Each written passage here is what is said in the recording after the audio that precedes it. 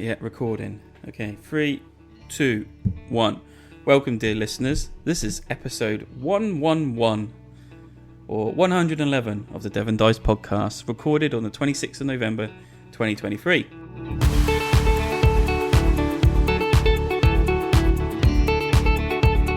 In this podcast, me and Nick, will be reliving our weekend gaming at Gridcon 4.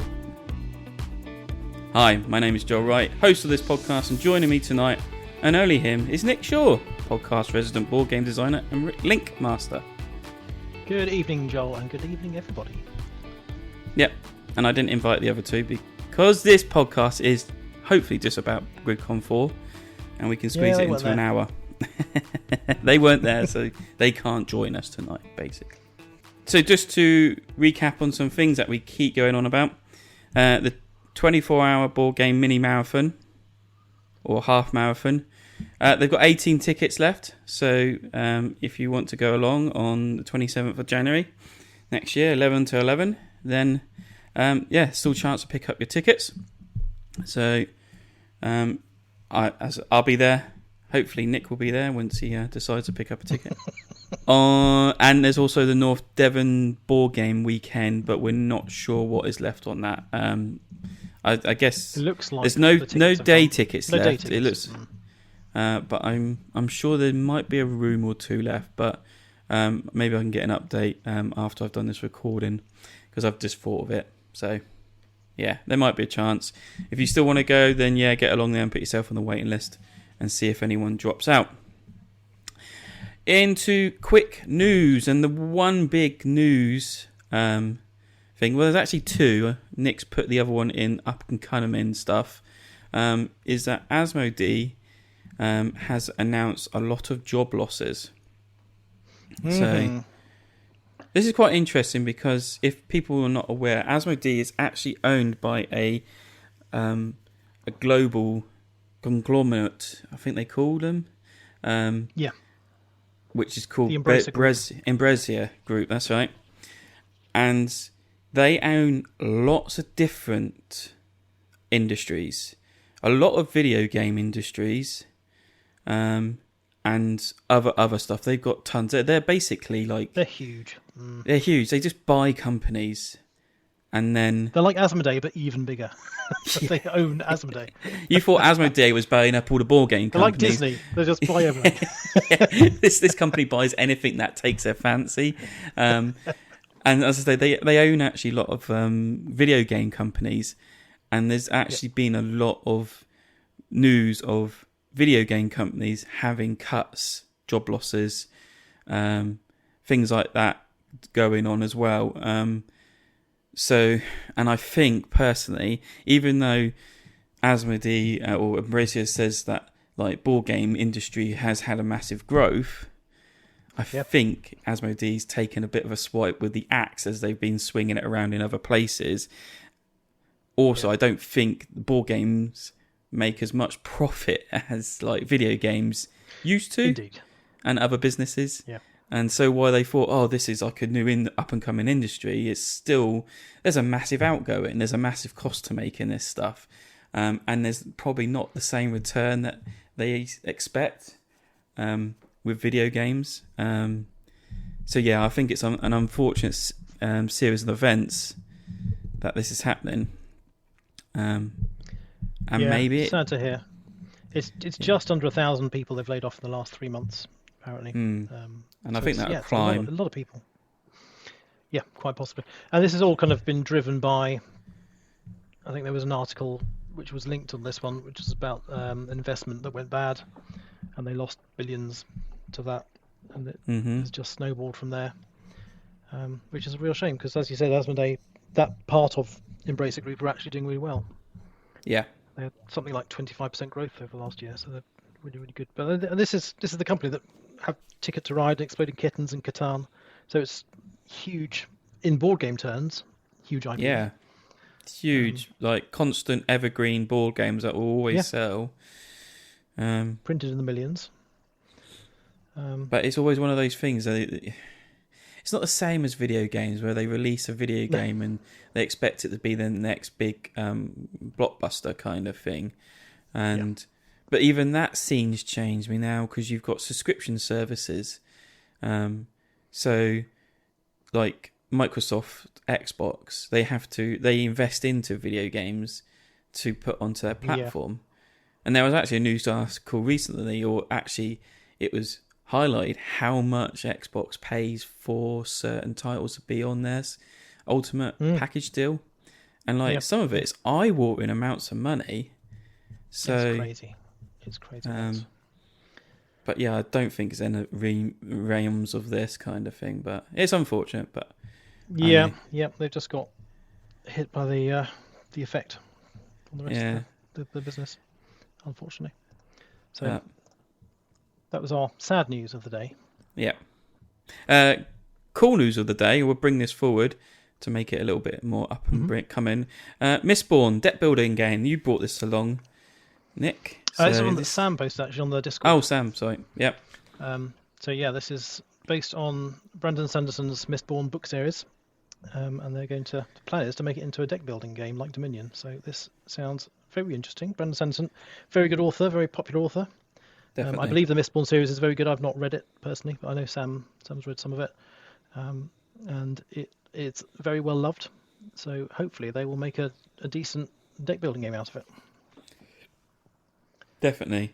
Yeah, I'm going to definitely start listening to the book series just to get a feel of it, and then go from there. So yeah, I love a good deck builder, and hopefully this one will be just as good. Yeah. Hopefully not like Dominion, because I think that's a little bit it's more like standard deck builders. Yeah, like Clank. Dominion and get the Clank link in there. Yeah.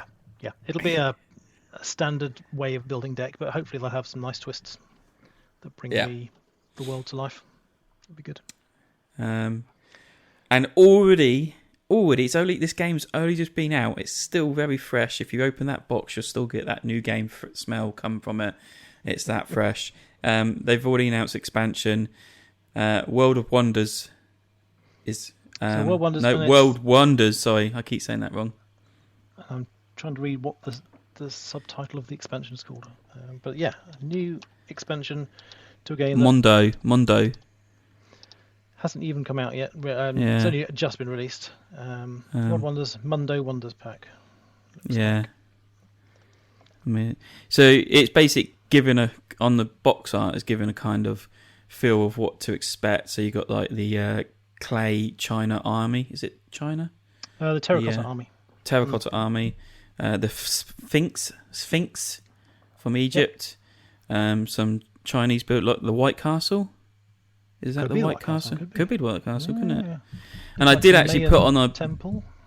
Yeah, I did put on there saying I was slightly disappointed that there was no Stonehenge coming. Stonehenge, yeah. Yeah, and maybe they're saving that for... I put, because this was on the Facebook group, and they sent me an image back of a kind of computer rendered image of what looks like a Stonehenge.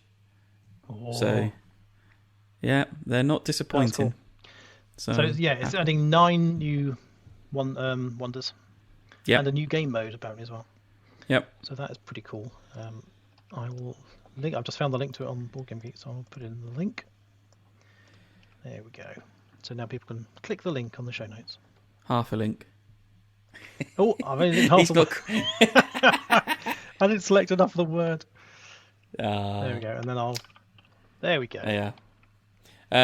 Perfect. So actually, I probably would actually look at this and pick up the base game and this again once it's out. So, because I love the wonders in it, it's like such a great little aspect to the game. Beautiful.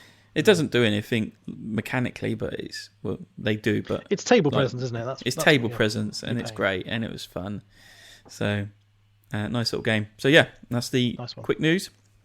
Quick crowdfunding. So I'll do my first two quickly. Go on then. So the first one is the biggest one, which is Food Chain Magnate Special Edition. So all those people who love the wondrous artwork of Food Chain Magnate. This is a revised edition. It's got, I would say it's prettier art. It's still quite sparse, but it is a lot more artworky on the tiles. Yeah. Some little miniature buildings and things. The main thing that people have pointed out is that the base pledge is very expensive. It's the cheapest pledge is 159 euros, and the collector's pledge is 300 euros. So it's very, very expensive. If you like Food Chain Magnate and you have that much money, then maybe you'll jump into that and love it, because it's got now miniatures of things. Yeah. So what I've also noticed with Game Found, which is where it is located, is they're now doing this new thing called stretch pay. Yes. So if you spread your payments. Yeah. So now all these expensive crowdfunding items are coming up, and you think, oh, I can't afford a one-off payment of £300 to get a game I want. You can now go through a stretch pay payment of paying it so each little by little, and it will usually give you a breakdown. Which is a cool idea. I think that's, in the current climate, I think that's a nice way if you really want it and it's the only thing you're going to back for a year maybe, and you say, well, I can't afford 300 straight up front. Yeah. You can spread it over. And there's no interest on it. So as I've just done a quick workout, if I back this, it will cost me £265.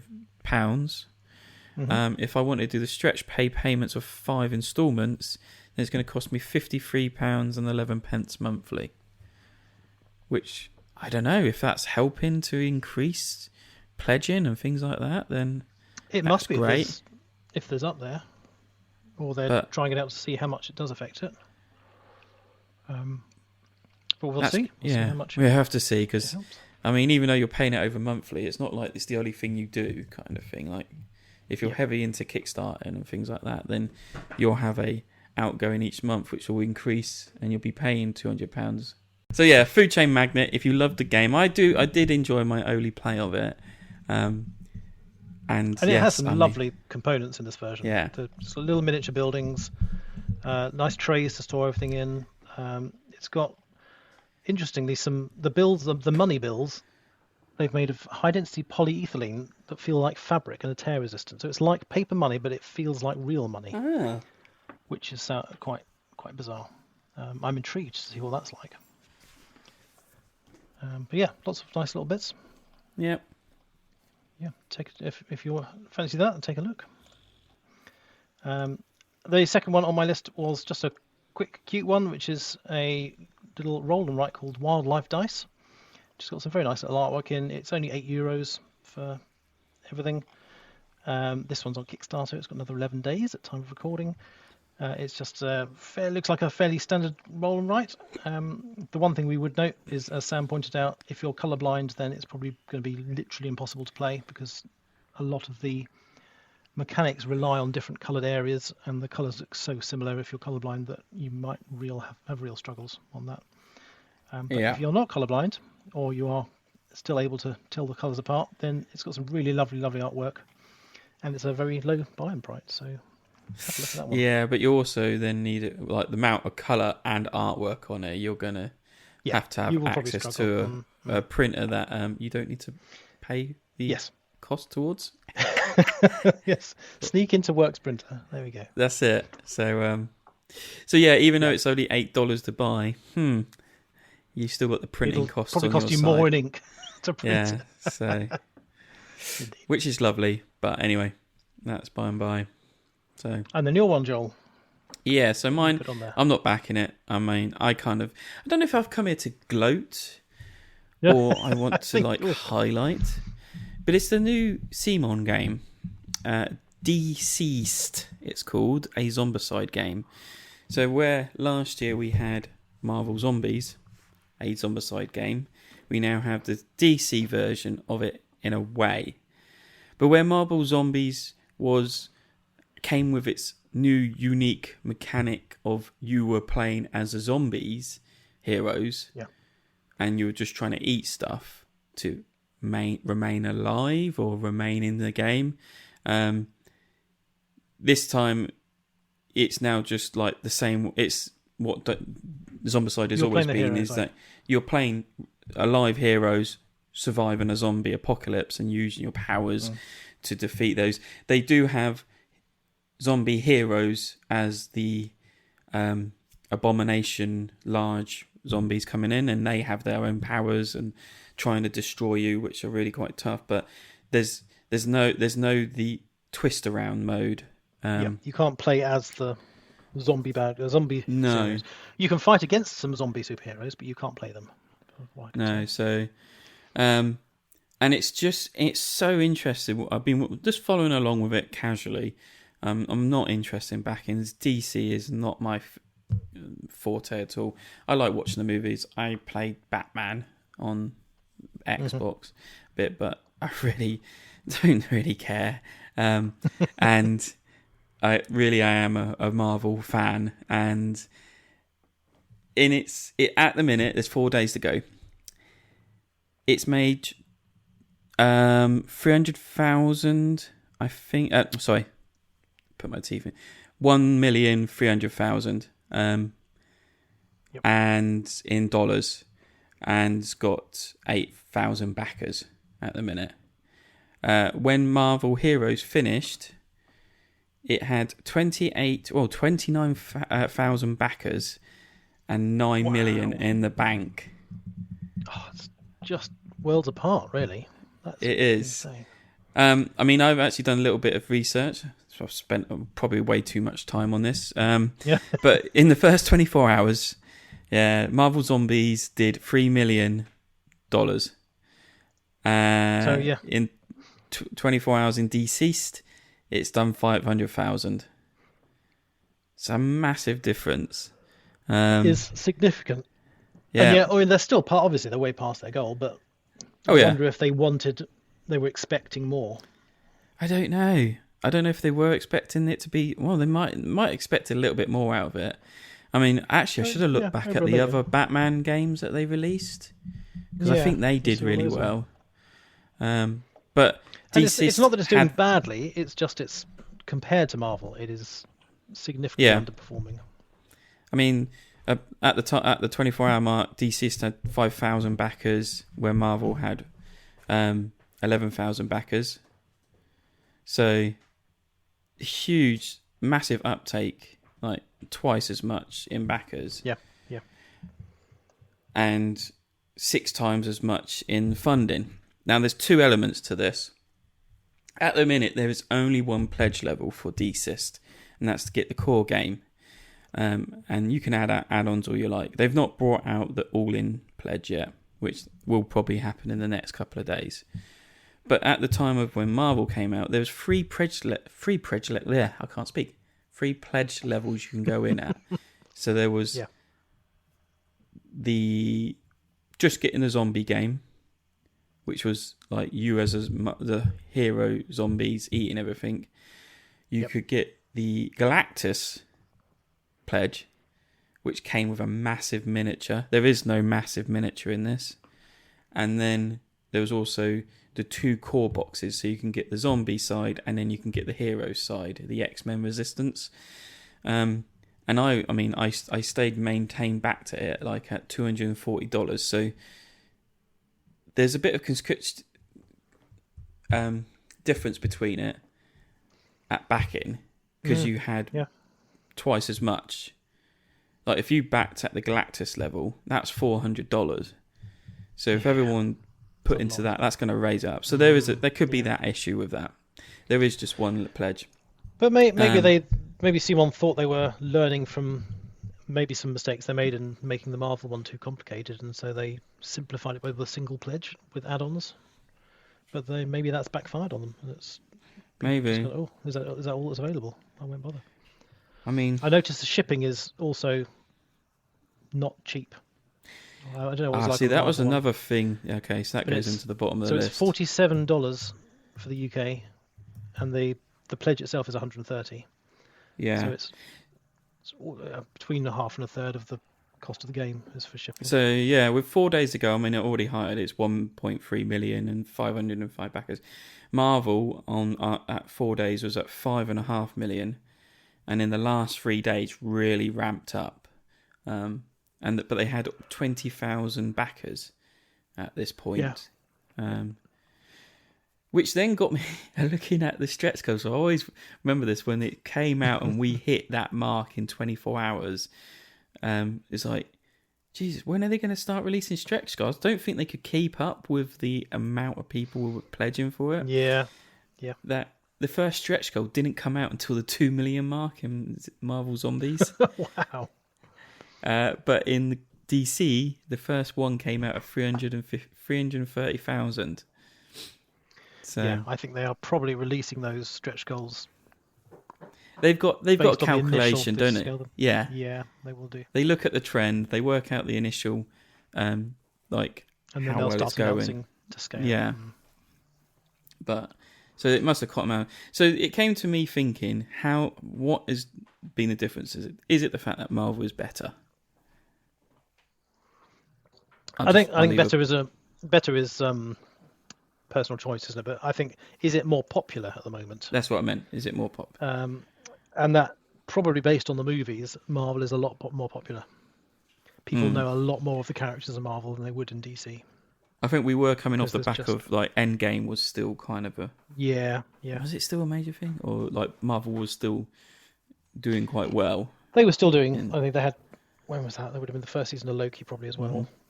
Mm-hmm. Things like that. No big figure in this one. Is that what also enticed people? Are there any huge figures in nope. DC they could use?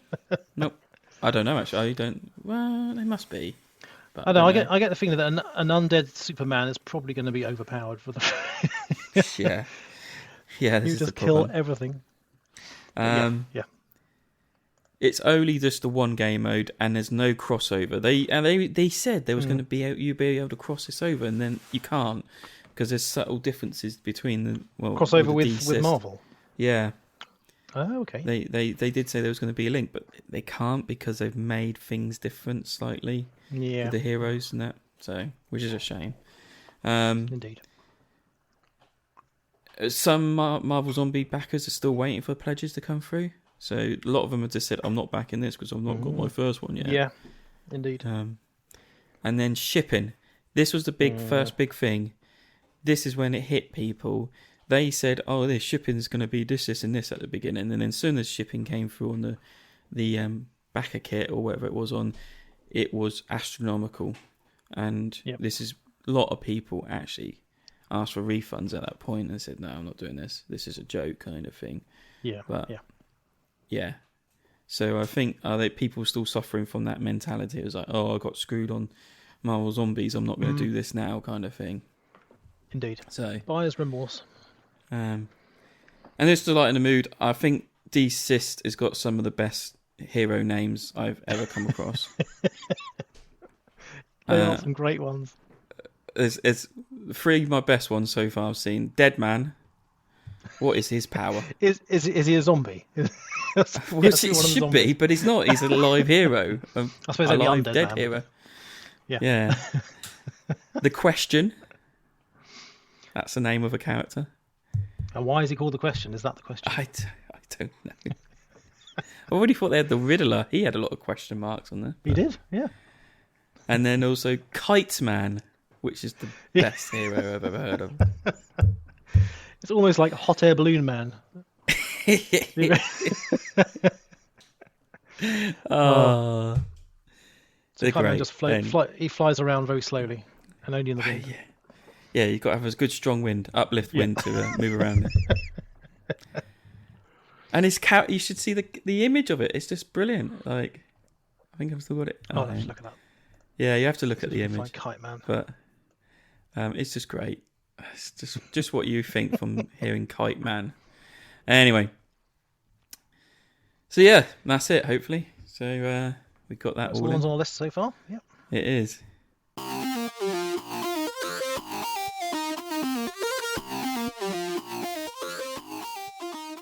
So Gridcon came and went. I think it was another successful weekend for Paul Grogan and his other half, Victoria.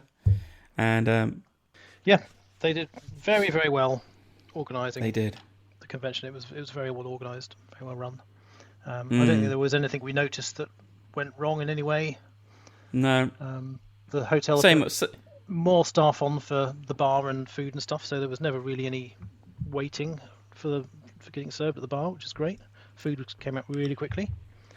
Have you ordered it? If you ordered it to the right table as well. Yeah, ordering to the right table was the struggle. If you hadn't remembered your number right, or you put it on backwards, or they misheard you, because yours was 13 and 30, wasn't it? Yeah, I got to the bar and I was like, oh, Bex, because I was sat with the other podcast, whose turn is it anyway, and I said, Bex, what table number? And I thought she said 30. So I said 30 to her, and I stood there for ages, just like, food's usually is quicker than this, where's my food? And then I looked down at the table number, I was like, oh, it's 13. Let's go back.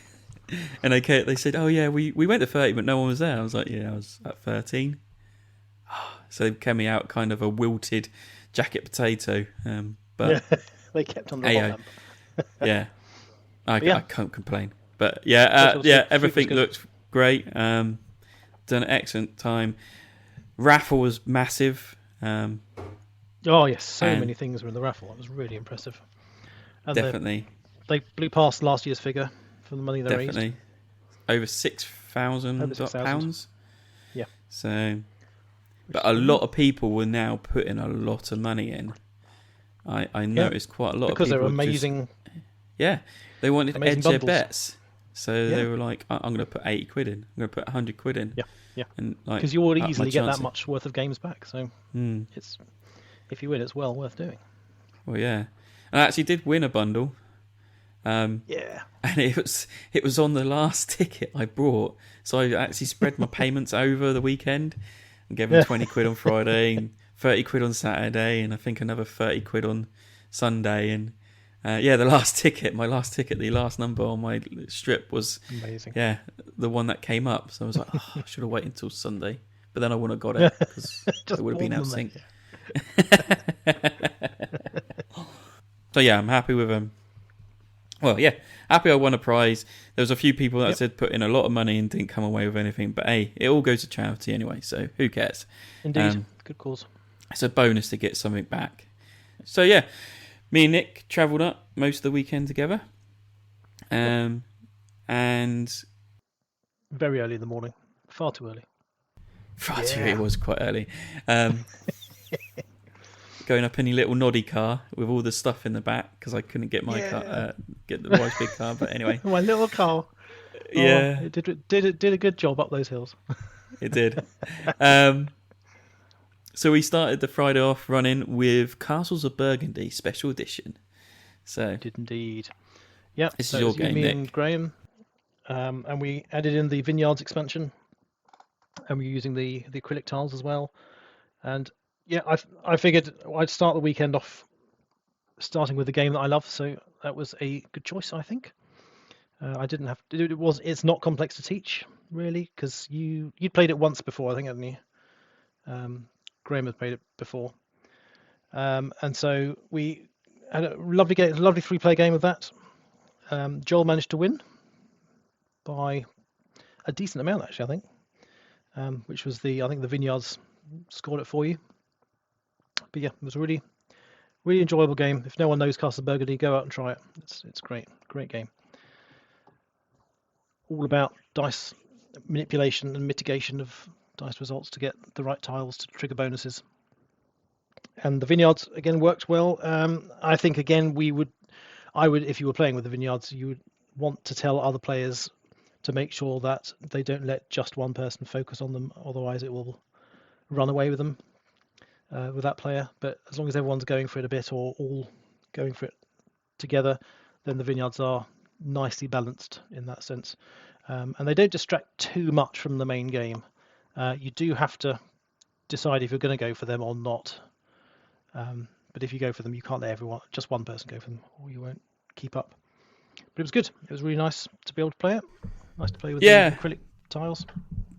Yeah, it reminded me actually why I enjoyed Castles of Burgundy. I mean, I was introduced to it years and years ago, and then this came out, and then after getting to grasp with the rules again, and getting to grasp with the new expansion Vineyards, which actually I really liked part of the game, I thought it kind of added a nice attachment to it.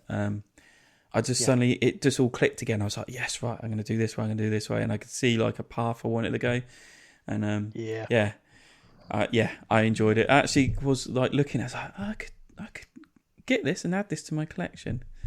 So, but yeah, £130. Absolutely. Yeah, it's not cheap. It's not cheap, but it's quality. It is actually really good. But there's some lovely bits. I mean, you can spend more and get the miniatures, but I think they detract from the game. They look beautiful, but they detract from the flow of the game to try and find the right miniatures and things. Yeah. But the acrylic tiles are really nice. I like those. Definitely. Nice to hold. And you said there's a couple of little expansions you can add in, isn't there? But... Yeah, it included all the expansions from the 2019 edition and all the mini expansions in between, and they're all in the box that you can add in. Most of them are like mini expansions, like they add a few tiles or a few tweaks to the rules. They can be added in, just a bit of variety, but I like the game, just base game with vineyards. Will do me quite happily. So yeah, after that, what did I walked off, I think I went and got some food. You just wandered off. I went off to playtest. You did. You had that already booked in. To find some stuff. Yeah. Yeah, I don't know what I was playing at actually. I remember just walking off and then doing something and then coming back into the room, checking what you were doing. I knew you were playtesting, but just checking how we were doing. Yep. And I walked past the table and there's a group of lads on it that I know. Board Game Jimmy and Mark Ellis, fans of the show, and we play them a lot on Board Game Arena. They was just sitting down, just set up White Castle, and I was like, "This is a game I want to play." So I sat down, and they taught me the rules. I didn't get it because every time it came to my turn, it's like, "So how do I do this again?" Not like I knew what to do, but it's like, "How do I get this thing again?" Oh, Joel, do this and do this. Right, that's what I want to do. Do this, and then I just suddenly just started running away with it. And like it was funny at the beginning. It's like it goes up to 40 on the score track, but you get these tokens that you can track when you go past 40 and then 80. And he's like, I think it was Board Game Jimmy's game, and he was like, "Yeah, I've never seen anyone go use these tokens yet. We've like the best I've got is 28." Yeah, I smashed through 40. I was nearly into the 80. I think I got something like 67 points at the end of the game. I don't know how. I just. Again, knew what I wanted to do, and that was the route I was going down. And it just earned me point. And then there's also this element where you're taking stuff off your player board to put onto the main board, which uncovers resources or things to collect if you take that action. He says, "Yeah, I've never seen anyone clear any of these lines off. There's like 3 lines. Yeah, I've never seen anyone clear these lines. Yeah, I cleared 1.5 lines." And they're like, How are you doing this? You told me the game. Good teachers. That's what it is. Definitely. So I was on a 2-win trot then. Fantastic. So yeah, I really like White Castle. Games Law was there as a shop, and they had a couple of copies on sale, and I kept on looking at it all weekend saying, I could add you, but I really don't need any more games in my collection. So So yeah, it's a shame. I actually enjoyed that White Castle. Yeah, this is a Devere game, isn't it? Yeah, Devere publication. Yeah. So the same people who did Red Cathedral. Definitely. So how did your playtest go? Playtest went very well. It was 2-player playtest of my Age of Steam map, Vesuvius, which is set around the Bay of Naples in Italy, around the time of the Vesuvius eruption in AD 64 or so. That destroyed Pompeii, and so that was very good. It went really well. I was teaching 2 others. I wasn't playing myself. I was just teaching them, letting them play it and see how it went, and they really enjoyed it. And they were 2 experienced Age of Steam players, so that was really good to see how that went. A few suggestions, a few tweaks, but overall, it didn't break, which is a good thing, because I haven't played enough Age of Steam with experienced players to know just how well you can play certain maps. And all the maps play very differently at different player counts, but it was really useful to see. So thanks to those 2 guys, whose names I should remember, but I can't. I will look them up while you're talking about other things. That was so it went really well. So yeah, I mean, after I finished, I think I grabbed something to eat, and then you just finished. We were wandering the halls, and it's like, well, you had another. Oh, I had a booking to go and do you were later going to on. play the Glade at some point. Yeah, and you had nothing else. I don't think. No, I had nothing else. Oh, you had nothing else booked on the Friday. So we were like, what can we fill this time with? And I had just received a new Kickstarter through. It's called Bark Avenue. It's basically a pick up and deliver dog walking game set in like New York, where it's quite rampant with dog walkers like taking other people's dogs out and having multiple dogs at the same time. It's a little cottage industry. And it had literally fallen through my letterbox on the Thursday. Excuse me, and I just took it along. And it's very simple. It's very neat. Yeah, we learned it from the rule book. Yeah, it took a few attempts to like get things right, but we pretty much got it. Yes. It's very cutesy. There's loads and loads of dogs. They all have their own little traits, and you quite literally look at the row of dogs that are up for offer, taken for a walk, and you go to that neighbourhood, you collect a dog, and then you have to take it for a certain amount of walk, but you can only go a certain distance depending on the laziest dog. The slowest dog, isn't it? Yeah. The slowest dog. It doesn't matter about the other dogs. Other dogs and yes, so yeah, some are mixing. You have to get the right size and. Unless you pick up a treat. Certain treats, yeah, they do. They like doing certain activities. So if you go, I'm not sure what the fire hydrant was, but just peeing up fire hydrants. I would think peeing up, but there are things like they like go to the park and play frisbee, or they like go to the water park and splashing, or they like bones, or they like you can take photos of them. Put your player board, and you get points for how many of these things you match by the time you get them back. So once you've walked them round enough, and they've got enough of the treats that you think you can get to them, you bring them back, drop them off in the same place, and then you get rewarded by points effectively, and a little bit of money.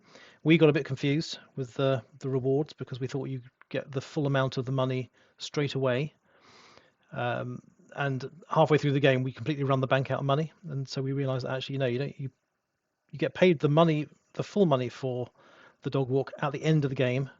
You get the bonus tips at the intermediate bits of the game, and then you use the tips to then pay for buying treats and things, which allow you to adjust certain things.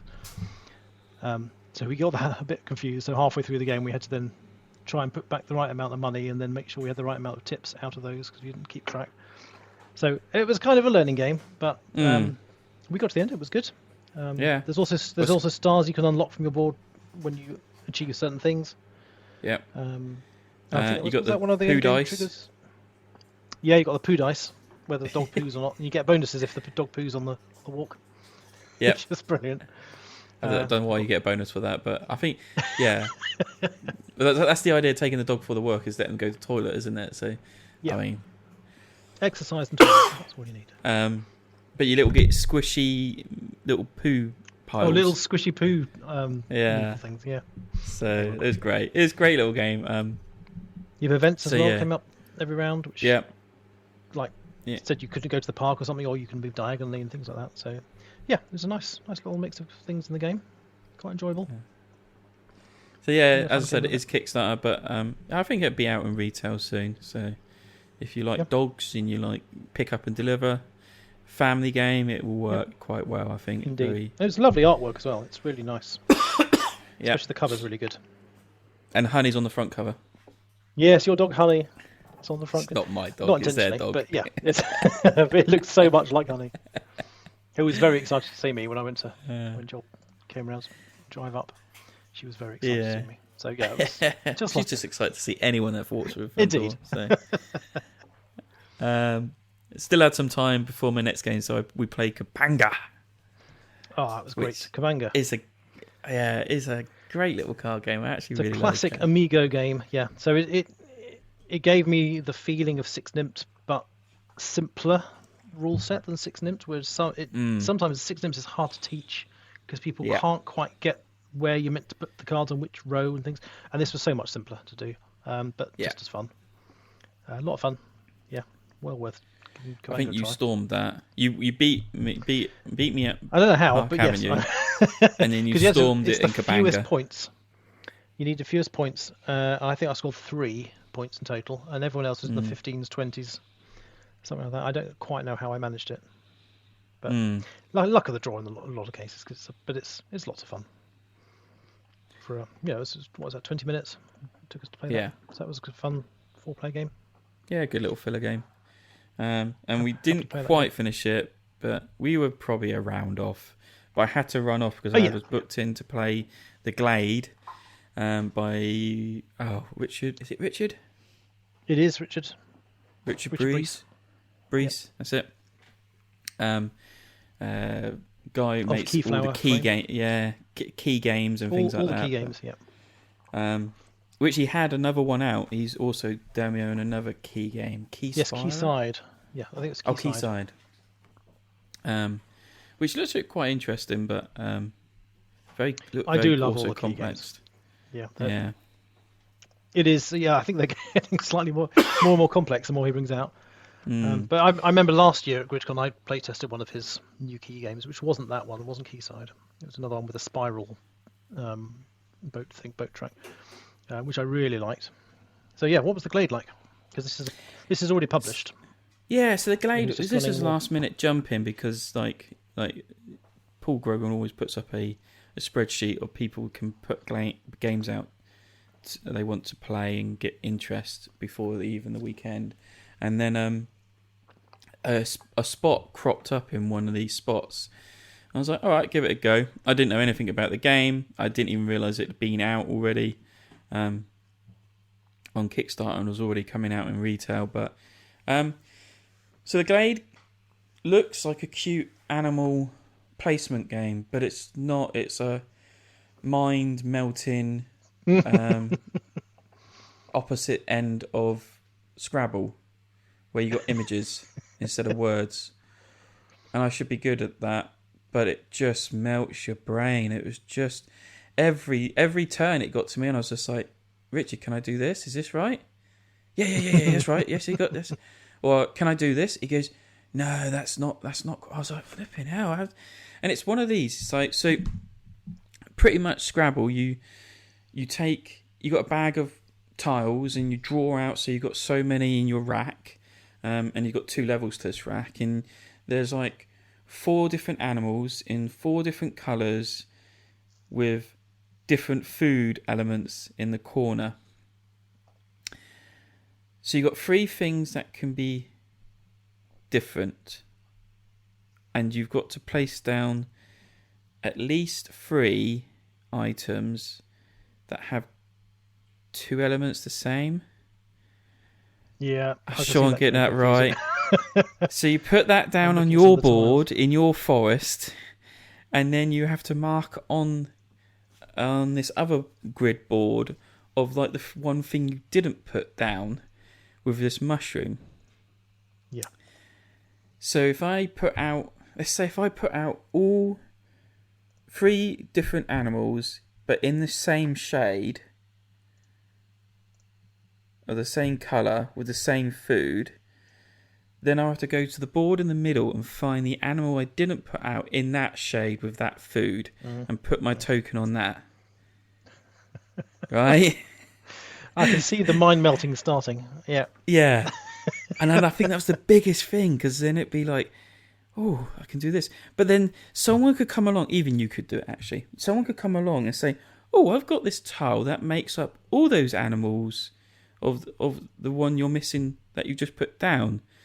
So they give you that tile as their turn to put down on your board, and they get to take your mushroom you put off on that thing off and put it in their side, and it scores them points.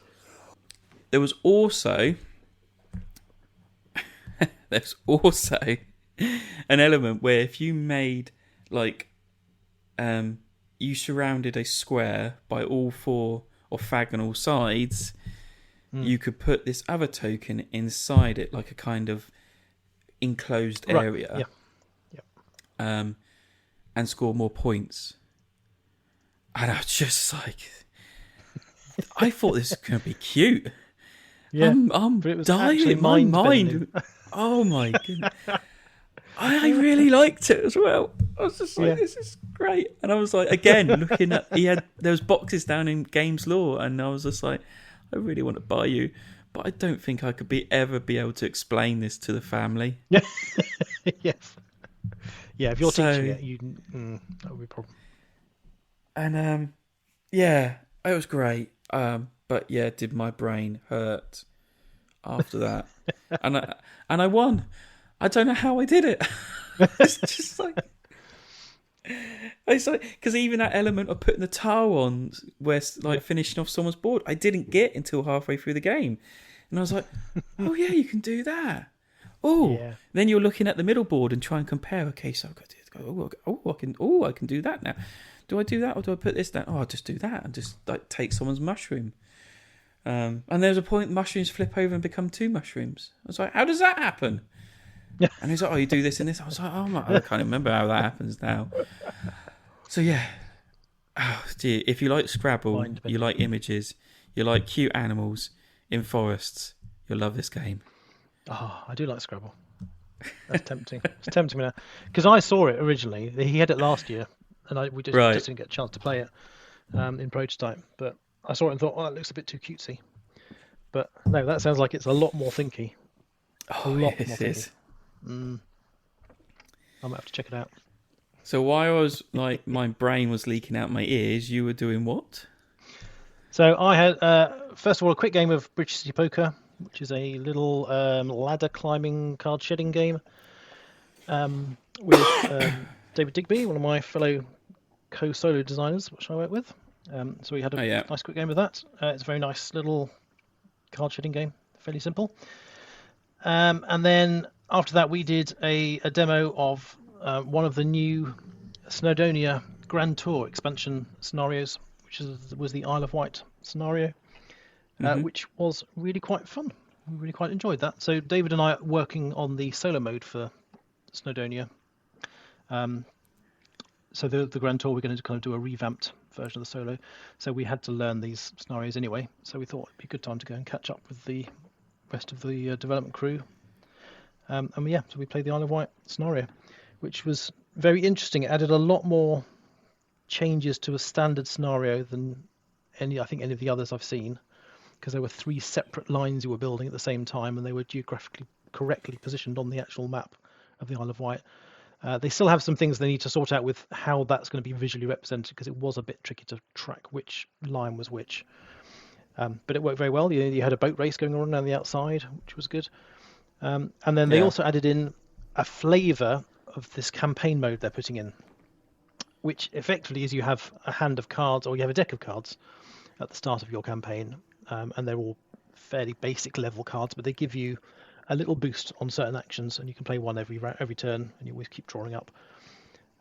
And at the end of every game, depending on how many points you have or how much you won by, perhaps, I'm not sure, we didn't actually get to do that bit, but you get to buy new cards for your deck and cycle some out. So you always have the same number, but then you're powering up the cards that you have to give you better actions for another game. And as everyone's doing this at the same, effectively everyone's getting the same kind of upgrades, then you're all upgrading in the same kind of amount, in the same power. And so it adds this nice progression where you're working through the scenarios and building your meta engine between games, which is really cool. I really liked it. I'm keen to see what other scenarios. I've played 2 other scenarios now in this set, and I think there's an 8 in total. So I've played 3 of the 8 now. The one I'm looking forward to trying is the Murder Mystery one, which is one they had at the Games Expo back in June, which I didn't get to play. But it's effectively they've managed to put Cluedo into Snowdonia, which is that's awesome. Completely mad. I'm fascinated to know how they're going to do that. But yeah, this one was good. Isle of Wight. And I love Snowdonia. It was great fun. David and I it was a fairly tight game. We were very close right up to the end. Yeah.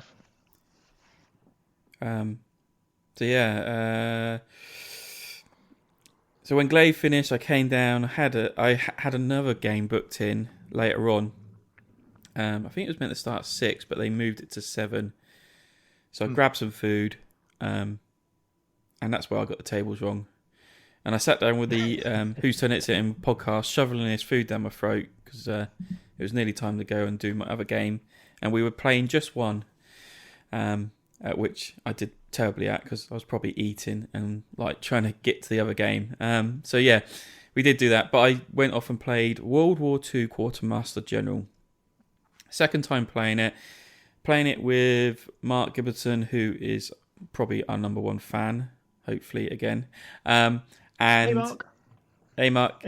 And yeah, I know they play this lots. Him and his gaming people that live nearby, I always see them playing it. Last year they played it and I wanted in on it, and they was like, oh sorry, there's no room. This year he contacted me early. He says, do you want to play it? There's got a space come up. I said, yes, put me down. And I nearly forgot about that. I was up for this until I was looking through the list. I was like, Quartermaster General. That rings. Oh, yeah, I'm playing in that. Yeah. Ah, crap. Better put that down on my organisation list. Yeah. So, yeah, we played that. This is my only second time playing it. You have to go through the rules again. And I played as USA.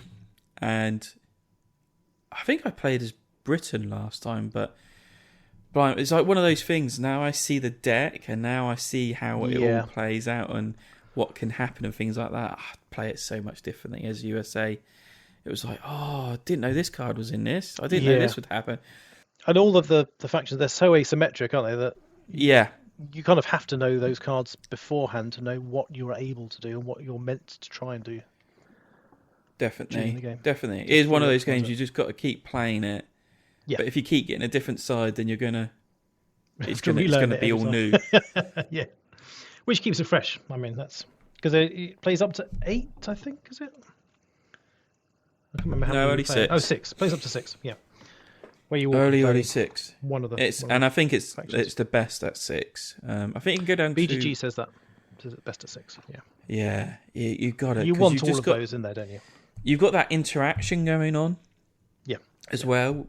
Because how they do it is they place Germany right at like the middle of the board, and then they do it in turn order going around the board. So you're basically, if you never play Quartermaster General, it's basically allies versus Axis kind of thing.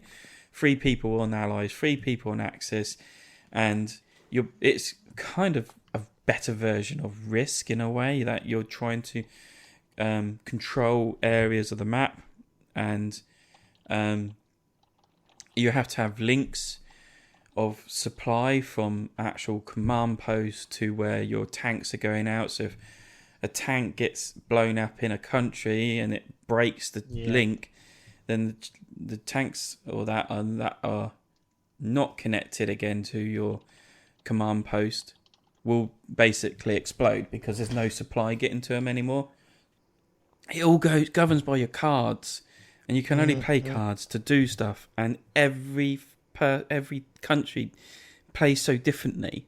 And like the USA's deck is massive, but it's just got lots of slots in it. There's lots going on.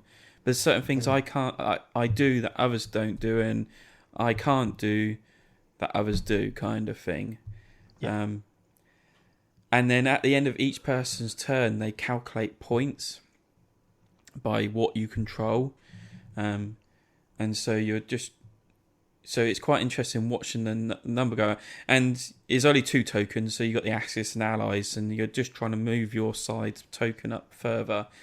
And the way to win it is you either get to the end of 20 rounds and see who's furthest, or if someone's 30 points ahead at the end of their or by the time it gets around to the last country in turn order, which is the USA, then that's it, the game ends.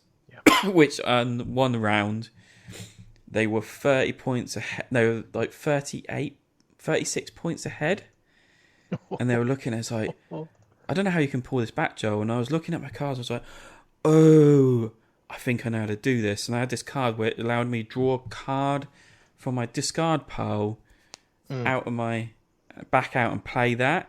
And at first I didn't think about it until I was looking. I played it. I was like, there must be something in here. And it was like one of my first cards I played basically earned me like 4 points, and then when you score up what you control, earned me 8 points. So it just brought us back in for another round. But we knew we were dead in the water. We were just like, I'm just going to hold out for another round kind of thing. So it did bring up a cheer on our side, kind of USA, just saving the day a little bit. And then, there was all hope was lost on the next round. So nice. But it was just one of those things. I just like seeing my cards come out. I was like, oh, I would have played this so much differently if I had known what was in my hand. But I love it, and cool. I'll play it again. I've played it only once before. I enjoyed my play, but I remember very little about it. So, but I remember thinking, I'd like to try it again and try a different faction. So at some point I'll play again. Yeah. Which we finished up. I think you were just starting, or you were halfway through a game of Perseverance. I started. I think I started just after. Yeah, I think you were already playing. Yeah, so Rob from our game group was there, and he last year actually at Gridcon he won a copy of Perseverance episode 1 and 2, and he hadn't had a chance to play it at all. So he very kindly sweet talked me into coming over and teaching and playing, because he'd watched our game that we played on the Monday night just prior. So one of his other gaming buddies was there, so we had a free play game of that. That was pretty nice. Rob had learnt the rules, so he'd read all the rules, so he knew what was going on. So he was just teaching the rules to the other guy, and the other guy picked them up very, very quickly, and we managed to play through in, I don't think it was about two and a half hours. But it went very well. It was an enjoyable game. Lots of dino attacks, which is half the fun of the game, is the dino attacks. I think it was his friend who actually won the game in the end. He managed to shoot ahead. He prepared for the dino attacks very well, so he scored a lot of points off the rewards for the dino attacks, whereas I was going for settlements, and I just didn't get enough points off the settlements to catch him. And Rob was going for I can't remember what he was doing. He was going for trying to get more defense and get points from defense, but he couldn't quite pull that strategy off. But it was interesting to see. We all played different strategies. We played it through, so it was really, really good. Especially as I played it just the Monday past, so all the rules were fresh in my head, so I didn't have to rethink about all the rules. So it came together very nicely. So it was, good play, good fun. Yeah.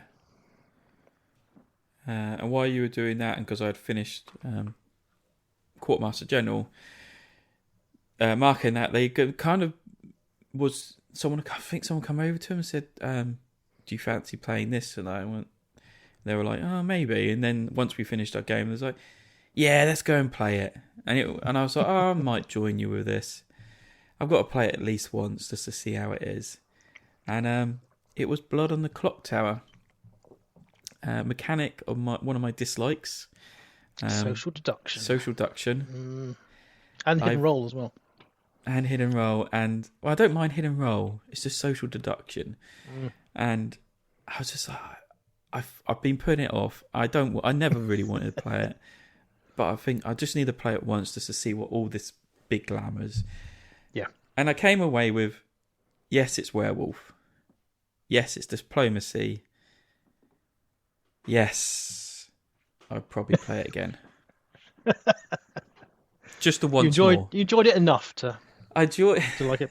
Because I was watching, by this point, I'd finished my game of Perseverance, and I was watching probably the second half of the game. And I just watched these random groups of 2s and 3s people just wander off and start chatting for 10 minutes and then come back, and then there was some kind of weird... didn't have a clue what was going on. It looked fascinating. No, so if you played Werewolf, it's the same sort of thing. You have a dice cycle. The werewolf tries to kill someone, or in this case, the demon tries to kill someone. Mm-hmm. Or does kill someone. Tries to is a bit kind of spoiler. But everyone is also given their roles. You draw a token out of a bag, and you look at it, and then you hand it back to... It needs a GM. You hand it back to the GM, and he's got this cool kind of... Looks like a book, but it's double open box. It's like a box, effectively, isn't it? Yeah, he places the tokens in your seating order, and he can then manipulate stuff So he knows who people is, and he does that whole thing. He walks around the table and he taps on your shoulder to, like, if you need to wake up and do something. It's also really handy if you know how the roles work and what their actual purposes are. Yeah. You get like a cheat sheet, and everyone can like just look at it, and you can use it, kind of say, "Oh, I'm this role on the left, one of these roles on the left," and things like that. Which I didn't get at first, but after doing a bit of diplomacy action with people, it's like that. So you do the night cycle, and then everyone wakes up, and he announces, "Yeah, so and so died in the night." Oh, okay. And then you do this day thing where you actually just get up and you walk around and you just like chat to people and talk about stuff and what you think. And it's like, well, we've got no information at the minute. Like this person died.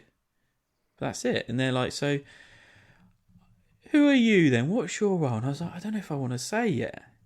And they're like, well, if I say if I'm one of the top 3 of the left, are you in that as well? And I'll be like, oh no, I'm more to the right, in the middle, kind of thing. Oh, okay. So, and you got this cheat sheets quite even. So you got at the top of it, there's all the good people, all the good roles, and at the bottom is like the bad roles. In the middle, they've got like useless roles. I think they say they're useless. Actually, one of them was quite cool. And so you just carry this cheat, and then as it goes on and further on, you kind of get more information and things like that. So once you've had a bit of diplomacy chat, you all sit back around again, and you can do a nomination, and someone can put forward someone they think they want to nominate to be executed because they believe they're evil, and then it has to be shown a voting system where you raise your hand, and matey, the DM, will go round with his hand out, and when he passes you, and if your arm is up, then they count it, kind of thing, until he gets back round to the person who's been nominated. And if you got more than half the votes, then you're possibly going to die. Other people can put other people forward, and you can nominate again, but you can vote again. But it's whoever's got the most votes will be put to the axe. If there's a draw, no one dies, because it could be in vain that actually this person needs to survive. I'm going to nominate this person because I don't think this one needs to die, because you can have this kind of backwards and forth of why you should be executed or why you shouldn't be executed, why the others will vote for you. So you can have that back and forth, and you think actually this guy doesn't need to die, we need to save him, let's just nominate you, and if we can get the same equal amount of votes, then no one dies, which is quite cool in a way. And it goes on that end until we either kill all the evil people or there's no live people left, which happened at our game. Or good people. And I knew where 2 of them were. I knew 2 of them were evil. So my role was the soldier. Basically, at night time, I could not be killed by the imp or the devil. Guess who the imp chooses first on the first night? The soldier. So when we wake up from a night's rest, he goes, yeah, no one died. Eh? Oh. How did that... Everyone was a bit perplexed. So then I was walking around going, so no one died? That says to me that they picked the soldier for the very first night. And they're like, that makes sense. And a couple of people, well, it could have been the monk. So a monk can protect people each night.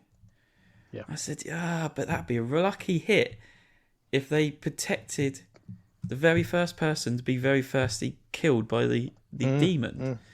So I think it's got to be the soldier. So if someone's a soldier, who are they? And then who tried to kill him?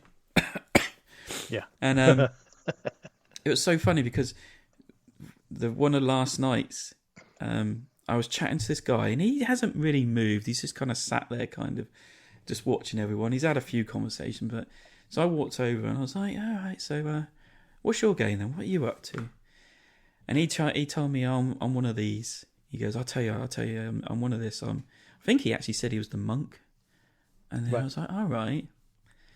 I was like, so he goes, who are you then? I said, well, I'm the soldier.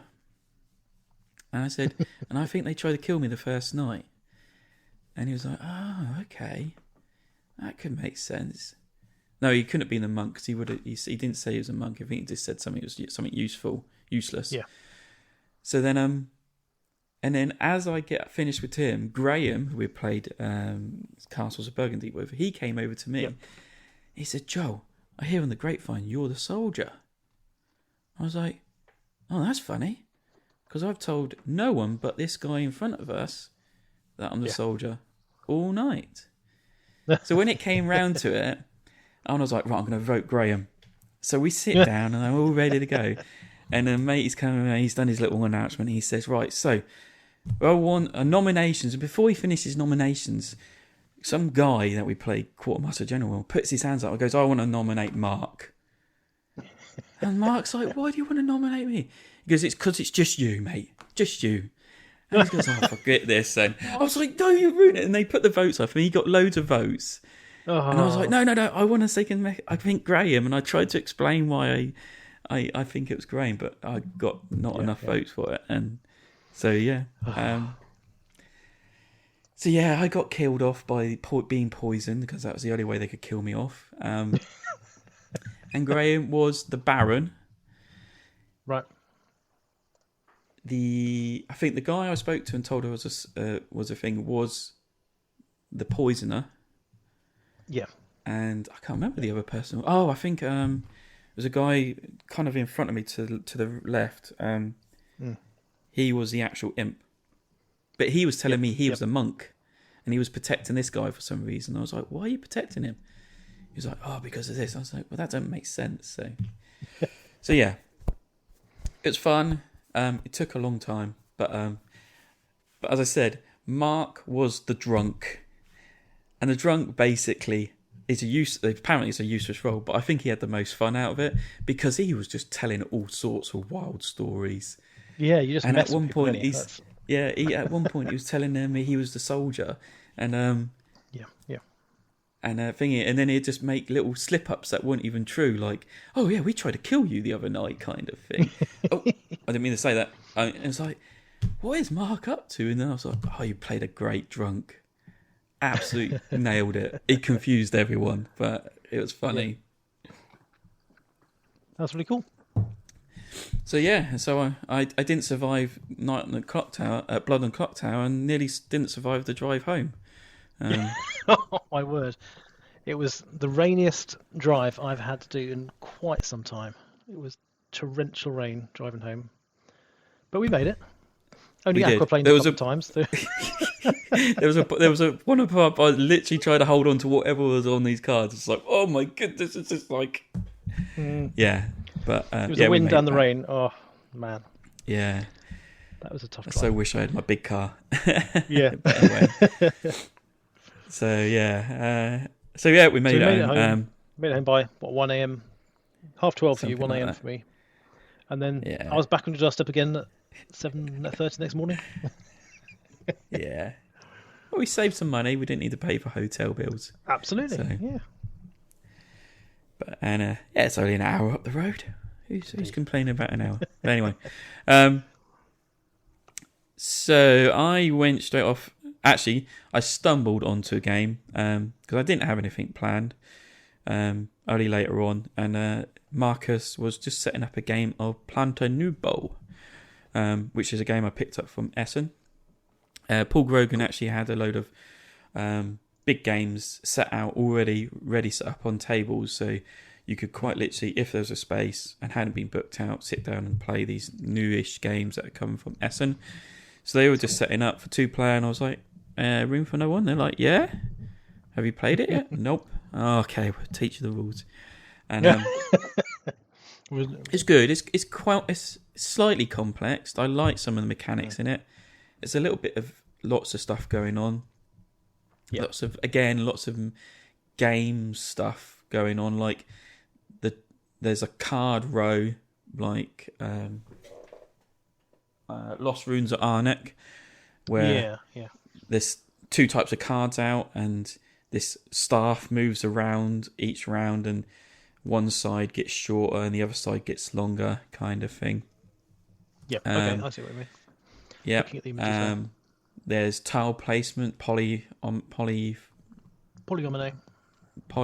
tiles, which you're planting. So you got like this patch of ground. You're planting flowers, which give you these cubes, which you use to sell. And once you've moved all the cubes and you got like all the land, like you got enough land, you can actually plant these forests on top, which score you more points. Nice little kind of dual layered thing going on. And then around this patch, you got this kind of dice moving around, and you're trying to rotate this dice quite a lot, because the more it rotates, the more stuff you can do and build up. It's got like technologies in it, and they can see those.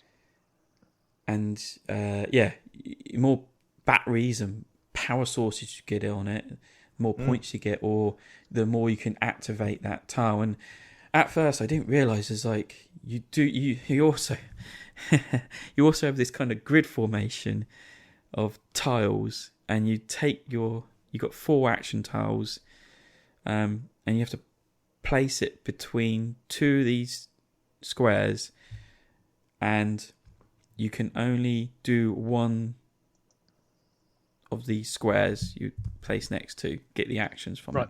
Yep. So you've got to do it, and you've got to place it between 2 squares, and it allows you to do stuff. There's a lot going on. I'm not going to get too in depth with it. There is 1 chance per round you can place your action tile and get both sides. So you've got to really weigh up what you want to do with that, and when you want it. You can only do it once per round. Yeah. And then your last tile doesn't get placed in the grid. It gets placed on the board, where it will gain you a benefit for the end of that round. So you've got 4 action tiles to place. 3 of them go into this grid formation, do action selection, and only 1, and you only get 1 side. And then 1 of them you can select to do both sides. And then your last tile you put out, and it depends which one it is, because there are 4 different tools. Whichever one you're left over can only go onto this position onto the main board to get that action or score points or things like that. Yeah. So you've got to weigh up that option. There's also another rule that you can't have the same tool on the same next to the same tile as well. So you've got to weigh that up. So it sounds like a lot of there's a lot of fiddly rules. There is. And not only that, is once you've done that, and I forgot about this quite a lot in the game, is you can what did I forget to do? Sell stuff to your supply, sell flowers to supply. Right.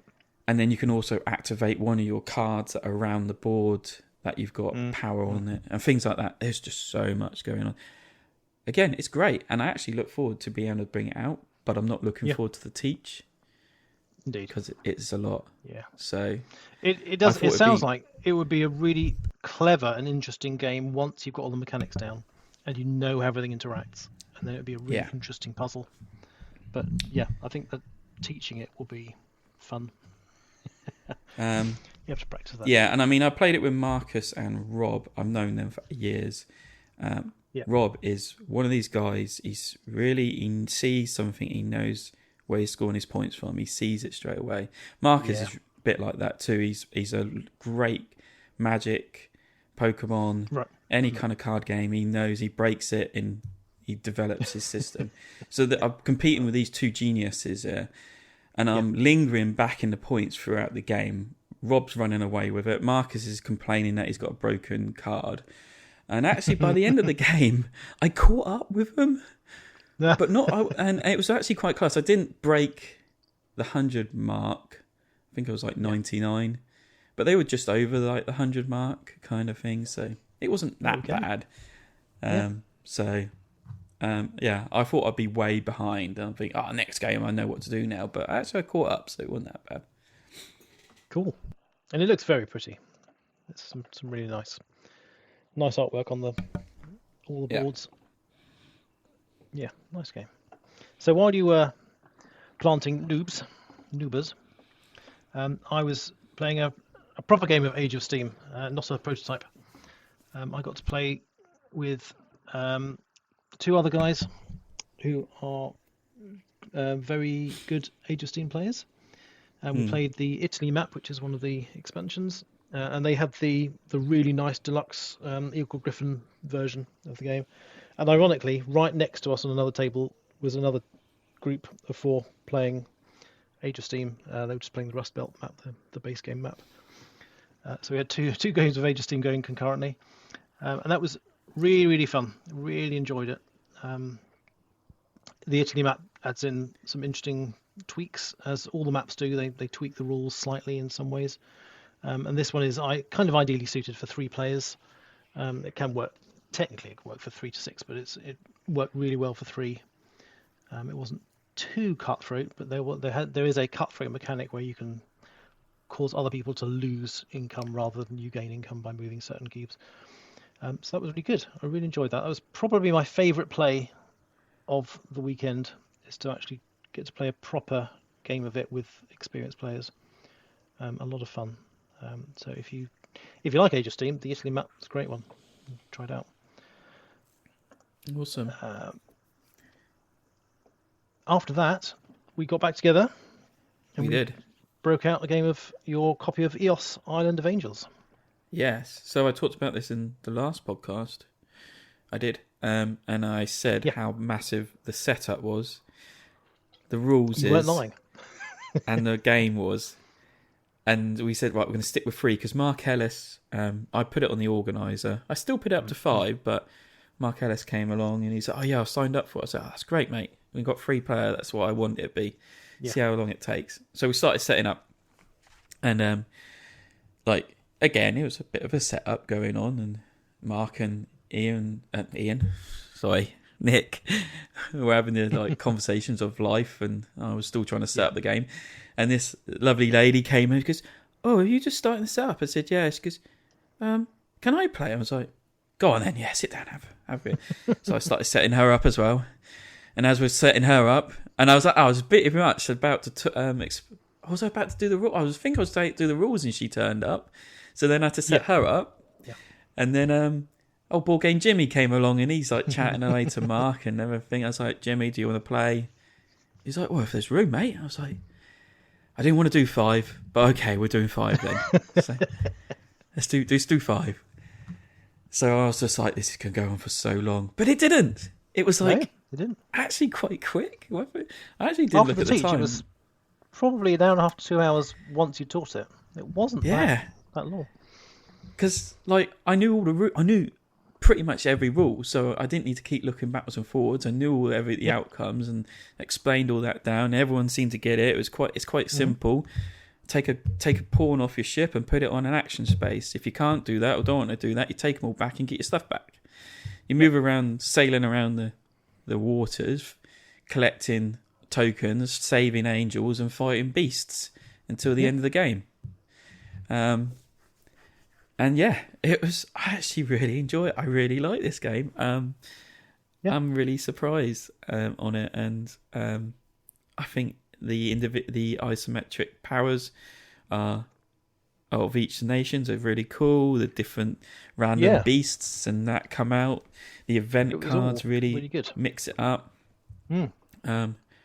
Everyone pretty much got what they were doing straight away, kind of thing. So there's no explaining it. I think probably after 1 or 2 turns, you know what's going on, because everyone's played not all the same action, but they'll all play slightly different actions, and then you'll see most, especially a 5-player, you'll see most of the actions happen within 2 rounds, and then you know what you do, and then you're away. You want to go rescue the angels, get the amulets, and then go and fight a beast and hope you've got enough things to not take too many demons.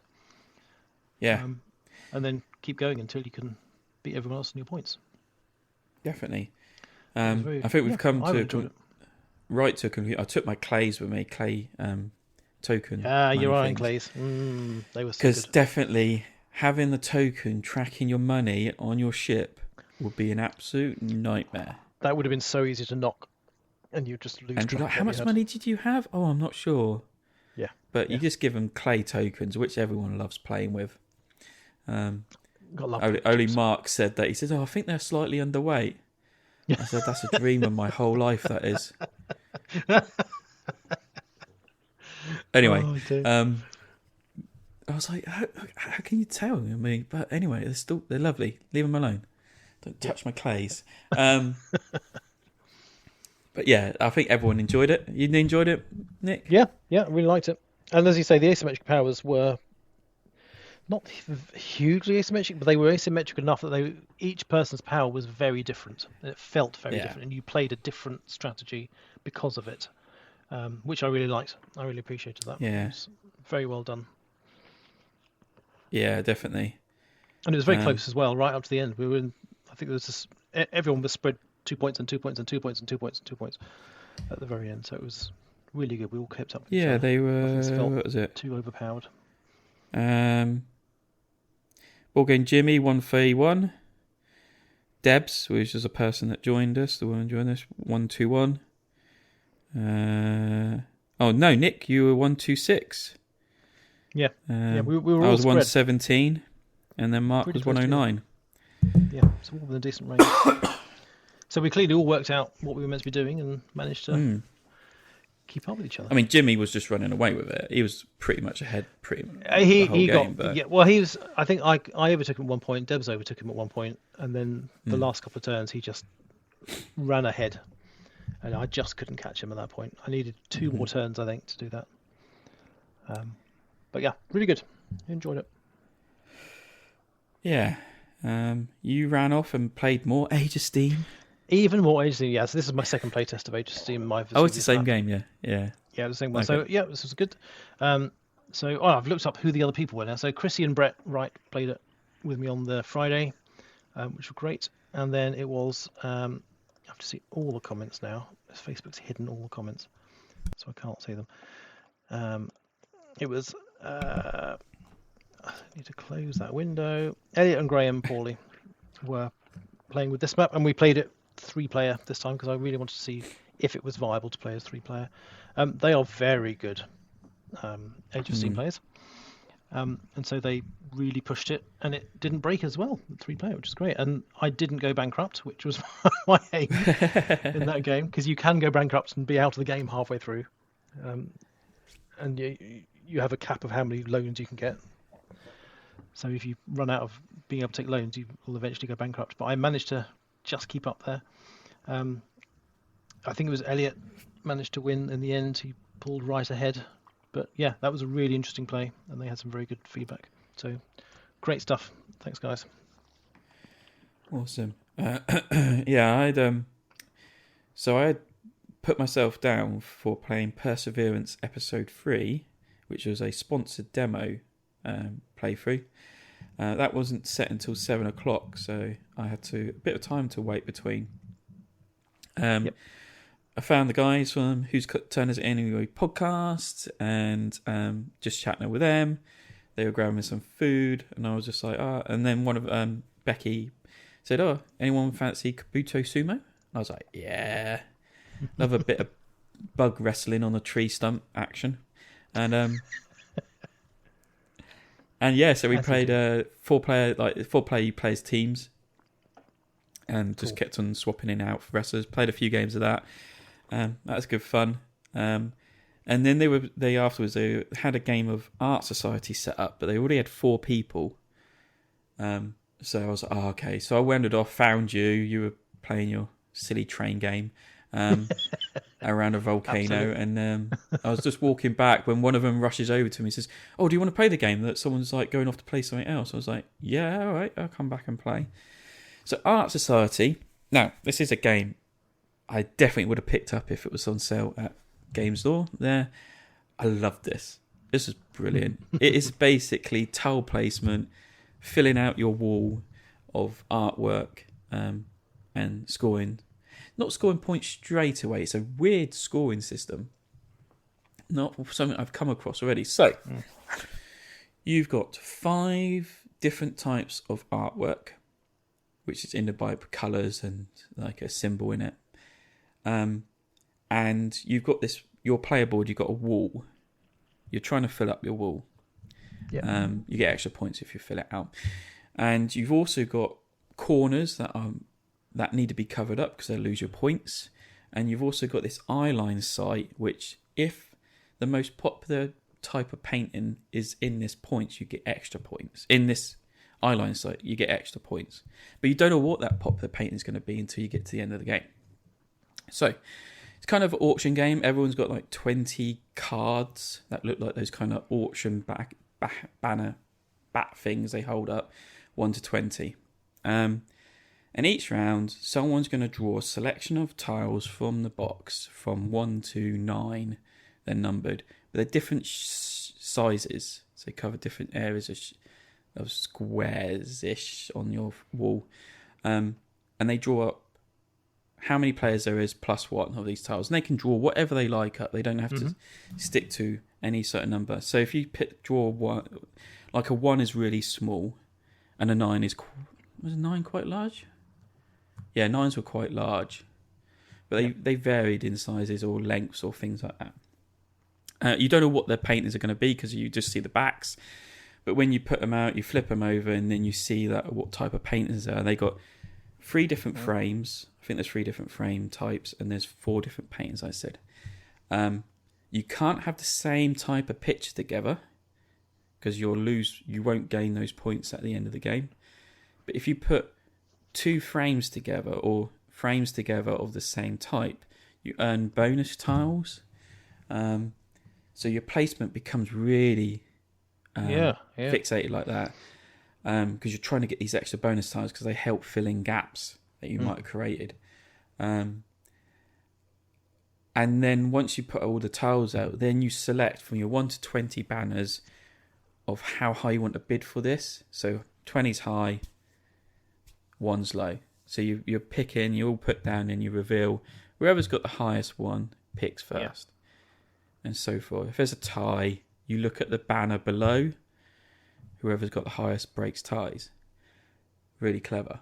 So you've only got this one time. So you're watching what else other people bid and you think, they've already bid their 20, so I don't need to bid my 20 on this. I love that. And then you're placing it out. Now, the 5th painting that doesn't get picked gets put to the side, and whatever size numbers on the back of that painting moves that its token up like the score track, that number of spaces. Right, yeah. So at the end of the game, when someone has filled up their wall, or they've got 2 pictures on the side they've not been able to place, the game ends. Whichever painting is the furthest up goes into the highest spot of the most favoured painting type. Yeah. And then the others just go into the next ones down wherever they finish. You score up your paintings, so as long as they're not touching the same painting, say landscapes is in number 1 spot, you get 1 point for each one of those you've got in your wall. And then portraits is... I think portraits won it out, possibly. No, it won. It's actually landscapes. But anyway, portraits was 5th. So you'll get 5 points for each portrait you got on your wall. Right. And then you also get an extra so many points, I can't remember how it is, for each one of those portraits that are in your eyesight in the eyesight line. You get more points. And you've got a little dude on your player board who's looking across. That's the eye line, is it? Yeah, there's kind of there's a faint line that you can see.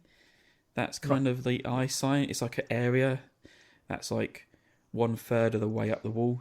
And so as long as you've got paintings at the top, they're going to score more points. Mm-hmm. So as I said, you don't know what's going to be favoured at the end. So you're just kind of edging your bets. Yeah. But I could see landscapes was actually going to win it out. It was actually dominating. It was really high. So actually towards the end, I put 2 landscapes together because I wanted it to be in my eyesight. Yeah. I think they had the same frame. And when it came to scoring, those didn't score. So I probably lost 10 points on that. But it's gained more points for being in the eyesight. And then you also get And then because I filled up my wall completely, I got extra points. And so and I won. It was neck and neck until we got to that scoring of who's filled up the wall, I think. And oh no! Then you score up those little extra tiles you get for putting frames together. You get extra points depending on any shields there are on it, kind of thing. Point shields. So I think that's won me out the game. I can't remember now, but yeah. Oh, it's great. I love it. Cool. I gutted I didn't get up at Essen. It's one I kept on seeing. Never got a chance to sit down and play it. It's coming out in December, so I'll probably pick it up from Meeple's Corner.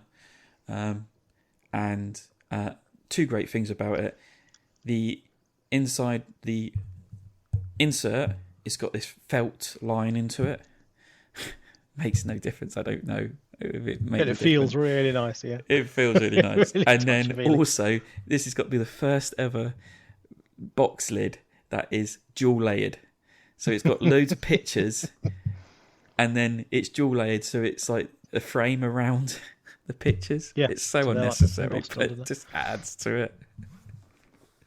It's very cool. That's a great presentation, isn't it? That's so good. And this is this is designer Mitch Wallace, no relation to Martin Wallace. No, that's what we discovered after driving home. It was like, I was sure people said he was related to him, like a nephew or something like that. But it's just I'm looking at one of the images of on Board Game Geek of this one of the tiles, and it's a Stonehenge but made out of dominoes, which is brilliant.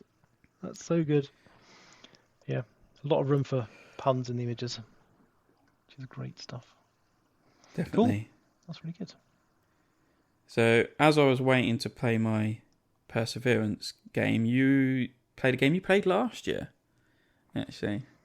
It is, yes. I did. So I jumped into a game of Tiletum with a friend of mine who I met at the Games Expos, helped doing some demos with him. So we got sat down to play Tiletum with him and his son. And Tiletum is this is a board and dice game from last year, which is kind of a combo-tastic Euro game. You just want to pick up all these bonus tiles that give you extra actions to do, and then chain those actions together and do all these things. And eventually what you're doing is you're trying to have these fairs around Europe, starting in Tiletum and then going to three other random places that are picked beginning of the game. And you have 5 different actions you can do, and you're taking a die from what looks like a rondelle, but it's not really a rondelle. It's just you roll the dice and they're replaced in the number slots, the 6 slots. You pick a die, you get resources equal to the value of the die, and then you get actions equal to the opposite of the value of the die. So if you take, say, a 5, you get 5 of that type of resource based on the die color, and you get 2 actions, which will be the opposite side of the dice of that type of action.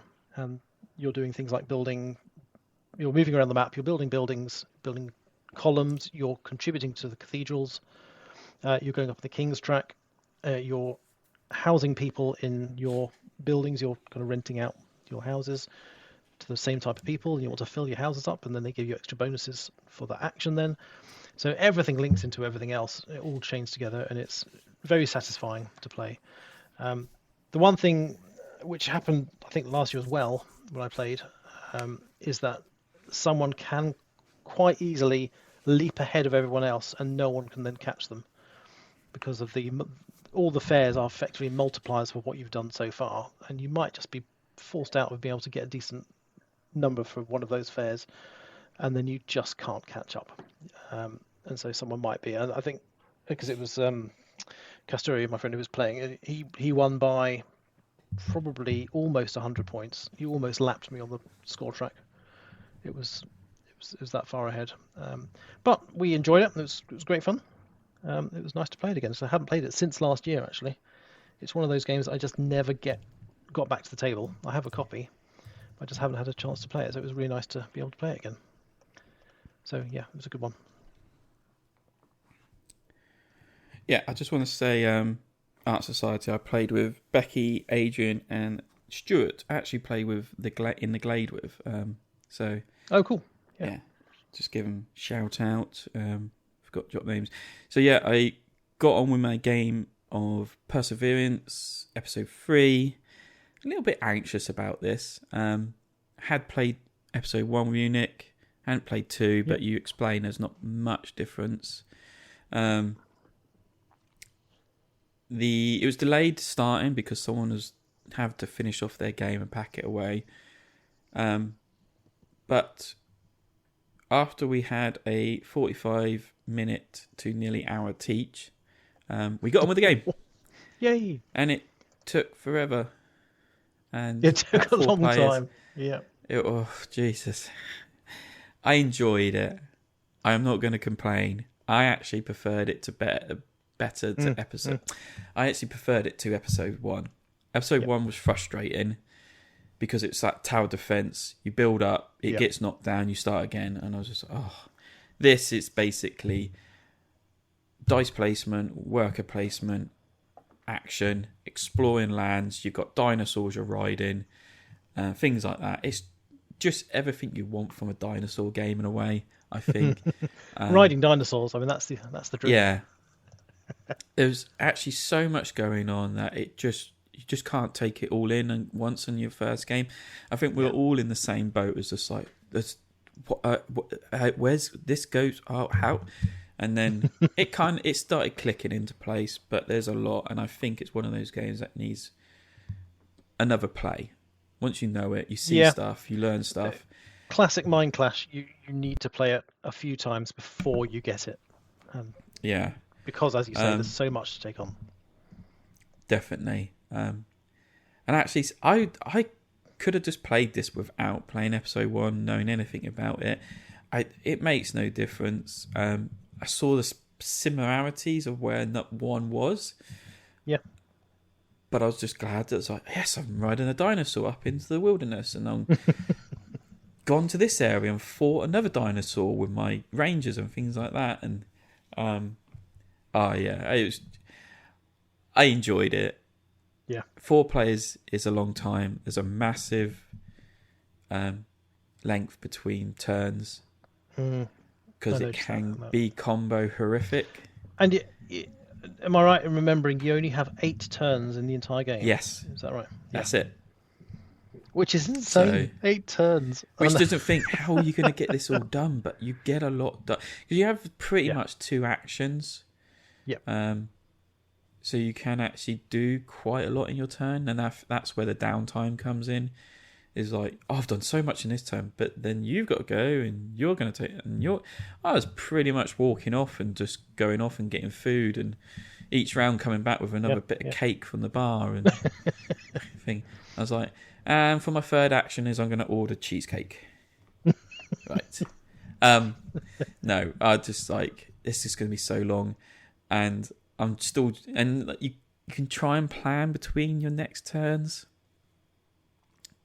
Sometimes it's near impossible because you just don't know what other people are going to do, and it could really throw a spanner in the works. Because it's got that whole thing like it's got majority rules as well. If someone fills up 4 dice get placed at the bottom, then you then work out majority and something scores, or it gets to a certain point and like the wilderness scores, and whoever's got majority there gets certain things and things like that. It was just like and so it's just like enjoyable, but you need a good evening, a nice long evening or day, and ideally everyone knowing the rules beforehand, and everyone knowing the rules. So absolutely, if I could play that just episode 3, if I could just buy episode 3 on its own, I'll be happy. Cool. But then I've not even seen really anything with episode 4. I've heard of the concept of it and things like that, which sounds like another tower defense, but I don't know. I think there's a little bit more to it than that. But so yeah, and there's the campaignish mode you can play, link all the games together as well. Mm-hmm. But that would be a long. Playing all 4 episodes in a row, that would be a good weekend's worth of gaming. That would. Yeah, in a way. So yeah, I think they're doing a great job for what it does. It is high level Euro game, heavy Euro game. So if you like that sort of stuff, you'll like. If you like Mind Clash's usual stuff, yeah. Mm-hmm. Perfect stuff. So, Cool. So, while you're finishing off your very long game, while I was riding dinosaurs, you were breaking beehives. Or we were breaking David beehives. Turtsey Yeah. was Turtsey was breaking. So my pal Dave Turtsey was roped us into playing a game of Apiary because he really wanted to try it out. Wait. Sorry, I'll drop this in. I'll say JP from Whose Turn Is It Anyway podcast taught the game to us and done a fantastic job. Even though he kept saying, I might have missed this where I said, no, you didn't, JP. I now remember you saying that. So he did a fantastic job. He was patient with me, even though there was some snide comments coming in my way. Come on, Joel, still your turn. I know. I just don't know what I want to do. But he did a fantastic job in teaching it. So well done. Well done, JP. That's very cool. Carry on. Sorry. Back to bees. Yeah, back to bees. So Dave Turtsey roped us into playing a game of Apiary, and it was going to be Mark from my brain is gone today. So Mark Dainty from the Not Board Gaming channel, YouTube channel, was going to play, and it was also Hilke, who is the guy who does the Dice Tower website, was there as well, and you roped us into play a game of Apiary, which is the new Stonemaier release. Talked to us by Tom Heath, or Slicker Drips, as people may know him. So Tom did a very good, quick 20 minutes each, because he had to go off to do other stuff. And this was I think we finally sat down to learn the rules at 10 p.m. Because David said, it'll only take an hour, it'll be fine.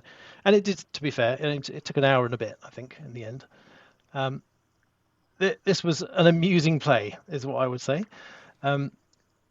Within, I think, 3 turns, David said, I can do that and it will break the game. And I'm going to do that and I'm going to break it. And so within about 5 turns, he had got what effectively felt like a broken combo with the technologies. So what we have with Apiary, it is a not dice worker placement, it's a worker placement where your workers are bees that power up. So this copies the kind of mechanic from Euphoria, where you can place dice out and they get bumped back to your board by other people placing there. And in that game, you just re-roll them at that point. But in this game, the bees power up from 1 to 2 to 3 to 4. And once they power up beyond 4, they will hibernate, and that lets you claim like a little power, little reward. And the bees are going out and doing various things like collecting resources. They are buying or upgrading their colony, effectively with this space colony, with farms to get more goods, with technologies to power up actions, and with what they called development tiles, which give you often one-off abilities or some passive ongoing ability. And so we're going out doing these things. You're converting resources to other resources. You're buying your tiles. You're powering up, trying to build up your area, and eventually you're trying to hibernate off your bees because you get lots of points for your bees. David managed to get this combo where every time he went to the research space, which is where you draw cards and cards you can play to do in-game points or powers, every time he went there, he would get to draw extra cards, and he would then be able to recall any bee worker from the board, which he would recall the one he just placed and power that up, and then he would get to place one out again.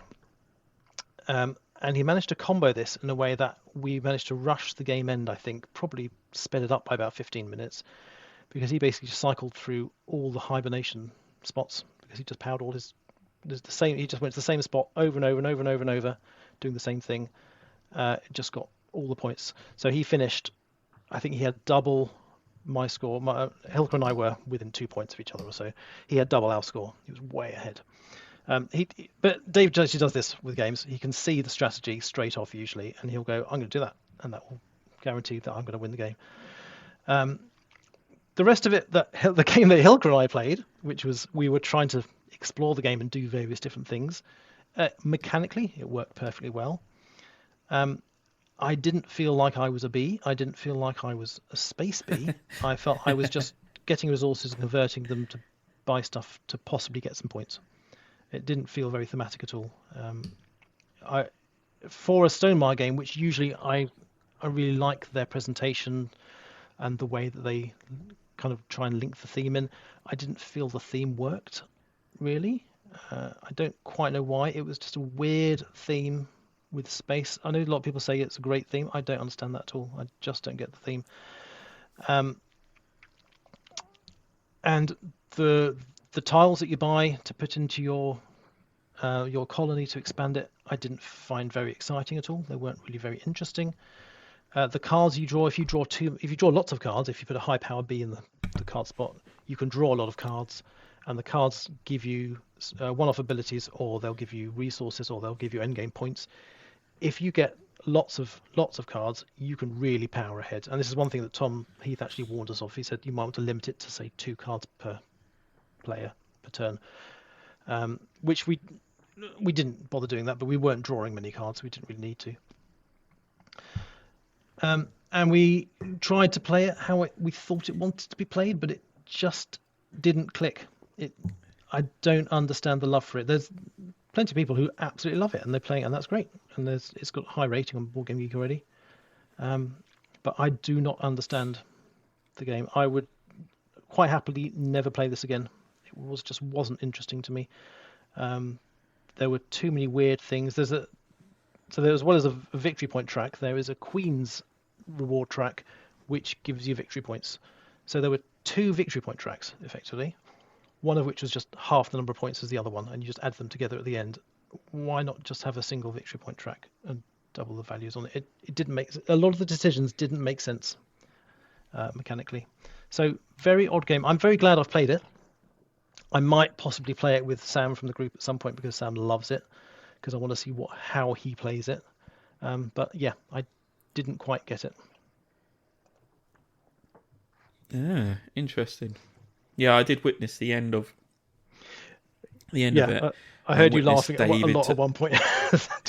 David just like break it. I was like, I would love to have a mind like you, kind of thing, of just seeing that kind of, and then destroying a game.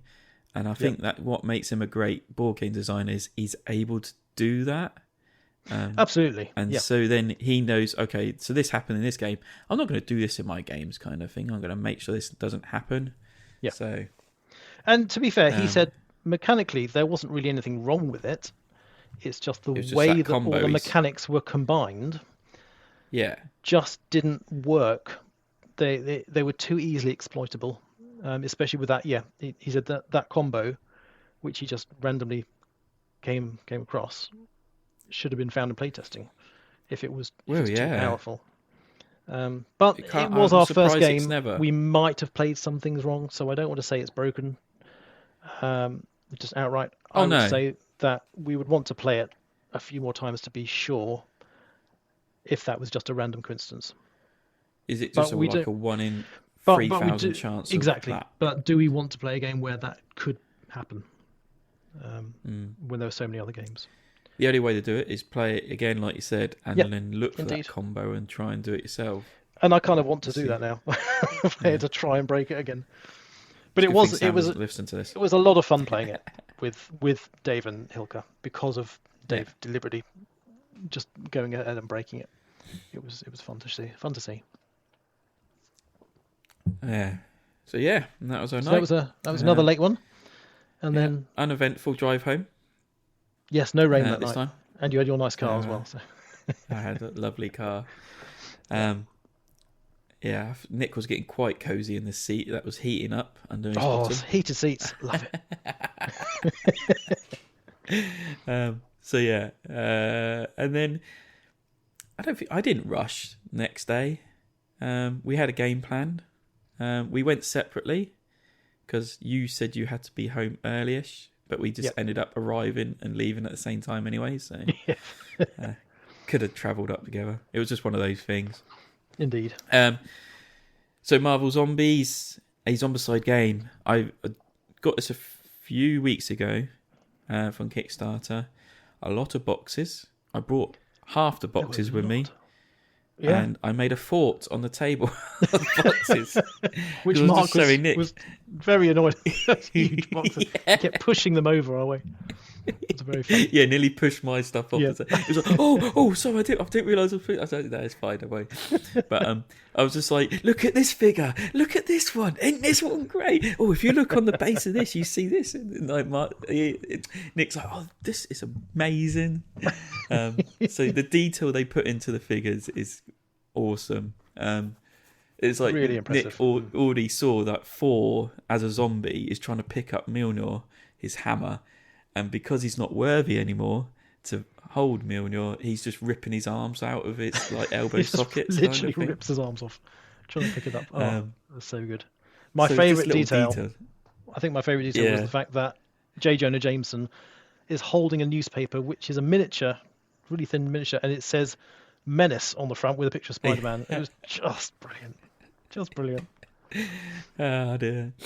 So we actually set up. We learned from the rules. We played zombie heroes eating people, not the other way around.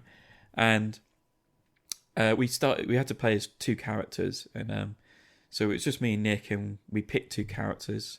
I think it was Gambit and Cap. You were Gambit and Captain America, and I was Captain Marvel and Wolverine. I think I was starting with. Yeah. And we started off the game, we doing things, opening doors, breaking down doors, finding shield agents. Then you ran over, broke down a door, but you ran out of actions and you stood in the Swarm area. And then the Swarm came out. And it was the worst card to draw.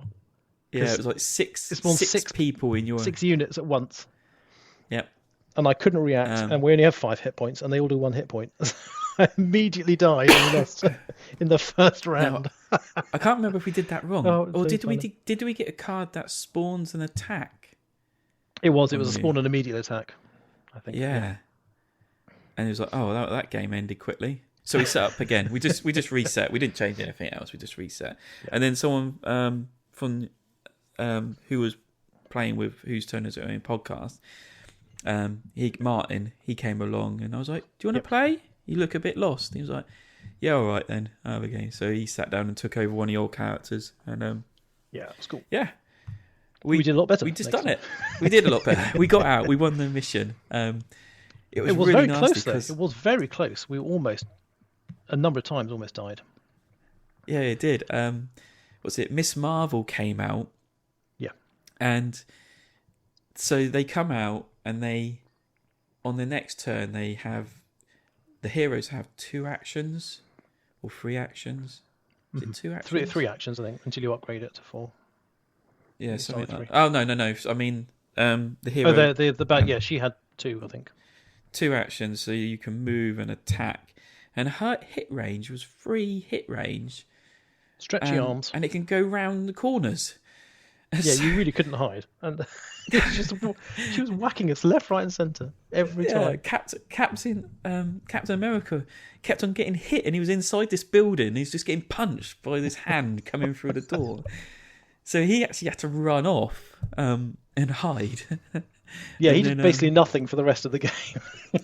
No, actually, I think he came back and saved it because we realised actually we just need to get this last box because the objective was to eat 4 the characters, eat 4 bystanders, and obtain 4 objective markers, and then we all have to escape. Yeah.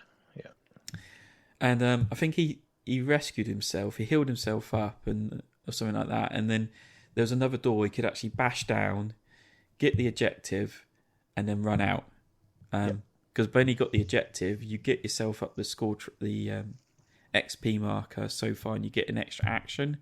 I was like, yeah, you can do it. Go in, pick this up, get far enough away from Miss Marvel, and that's it. Yep. And so, yeah, it was a very good game. I actually did enjoy it. I don't know if it's the theme of Marvel. I think it helps. But the fact that now it's not... There aren't many zombies in Marvel, are there? No. But I think it... Yeah, they all the characters have slightly asymmetric abilities once you power up a certain amount. Mm. And that adds to the flavour of playing those characters. Definitely. And all the bad guys are differently coming out. Bad guys in inverted commas. The non-zombie heroes come out trying to stop you. Yeah. But it was interesting. Yeah, it was. I enjoyed it a lot. It was nice and easy to pick up. We managed to pick up the rules pretty quickly. Yeah. Yep. It's just it's a Zombicide game. I mean, there's nothing really difficult with it. It's like just cooperative in a way. Get a certain number of actions. I think it would be interesting to see how the rest of the scenarios play out and see what they do differently. Is there any kind of campaign type mode linking the scenarios, or are they just different scenarios you pick? I think it's just different scenarios you pick. Right. So yeah. Yeah, I enjoyed it. It's good fun. I don't think there's a campaign, but I've not flipped through all the boxes. I've opened a few of them. There's so many. It's just ridiculous. But so I'm hoping I'm going to hopefully get back to painting, and I'll start painting some miniatures up because they're so beautiful. What's his name? Rob from the other podcast. He wanted past, and he was like, "I didn't know you had this. Oh, I really want to play this, but I've booked in to play Ark Nova with the others, and I haven't played that yet." And he's like, "You going to bring it along to the mini marathon?" I said, "Yeah, I can bring it along." He goes, "Great, we'll play it there then." I was like, "All right." So, cool. It's a date, Rob. I'll see you there. So yeah, we finished that, and we had about 2 hours ish. Yeah. Before we were both going home, so we sat down and played Djinn. Djinn, yes. Djinn. DJINN. Yeah. Try and put that into a search engine. Yeah, Djinn. So Djinn is a game about trying to bottle genies. Effectively, that's the entire theme. You're trying to rid the city of all these genies that have appeared, that are causing havoc. And you're doing that by learning or powering up your magic levels, which is just a track to show how much power you have. You're gaining spell parchments, I think they are. They're effectively just resources. And then you have to gain bottles and corks, and then you have to capture the djinns by having enough power to capture them and then put them in the right colour bottles and cork the bottles, and then you get objectives you score for getting certain things. And you're doing this by moving around a map on the board where you can only follow the lines on the map to the next spot, and then every other spot is a kind of a double power active spot, and all the intermediate ones are just single powers. And so you're trying to move between all these and go in the right way to trigger the right action. And you've got 6 actions, which are various things like getting resources or getting power-ups or gaining magic, things like that. And you can power up some of the spots by adding your tokens to them at certain places. And eventually you're going to land on a spot where there are genies, and you will want to have enough power to defeat one of the genies. If you don't, then you lose some power. But if you have enough, you get to bottle one. So you can put them in some of the holding places on your player board, but eventually once you get a right colour bottle, you can then transfer them, and there's limited space on your player board. And then there's these kind of big genies, which are slightly bigger than the other ones and silver, and they take more power related to how many other genies are still there. And the idea of the game is to get rid of those 6 big genies, and then at the end of the game you just score up all your objectives you've scored, and that's the game. So it was fairly easy to learn it from the rule book, because we just read through the rule book to learn the rules. We picked it up quickly, and a nice midweight Euro style game with genies in it, which is always fun. I like the kind of, was it Mancala kind of, you got to move around the track. Yeah, it's kind of. It's not a circle in a way. It's kind of not Mancala, but isn't it? It's more like a multifaceted rondel, where you have to go in a certain direction. You can only move one space or so at a time. Yeah, you can't go back on it. So there might be backwards. Multiple. You can jump over people, but otherwise you can only go one.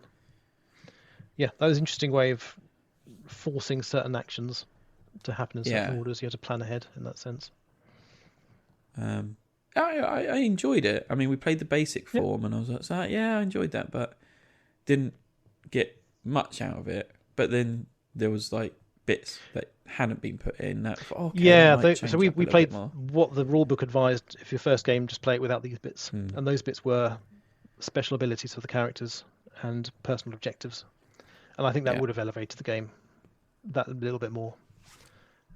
So certainly, and I think you probably could jump in on your first game of that. It's just because we were learning it on the spot with the rulebook. Yeah, it was enjoyable. You were the cork king. You kept getting cork from everywhere. Yeah, I was just like, every time I done something, I'll get more cork. And there's Nick like with no corks. And I was like, what's the problem with you? I was going, I can't get any. You keep taking them.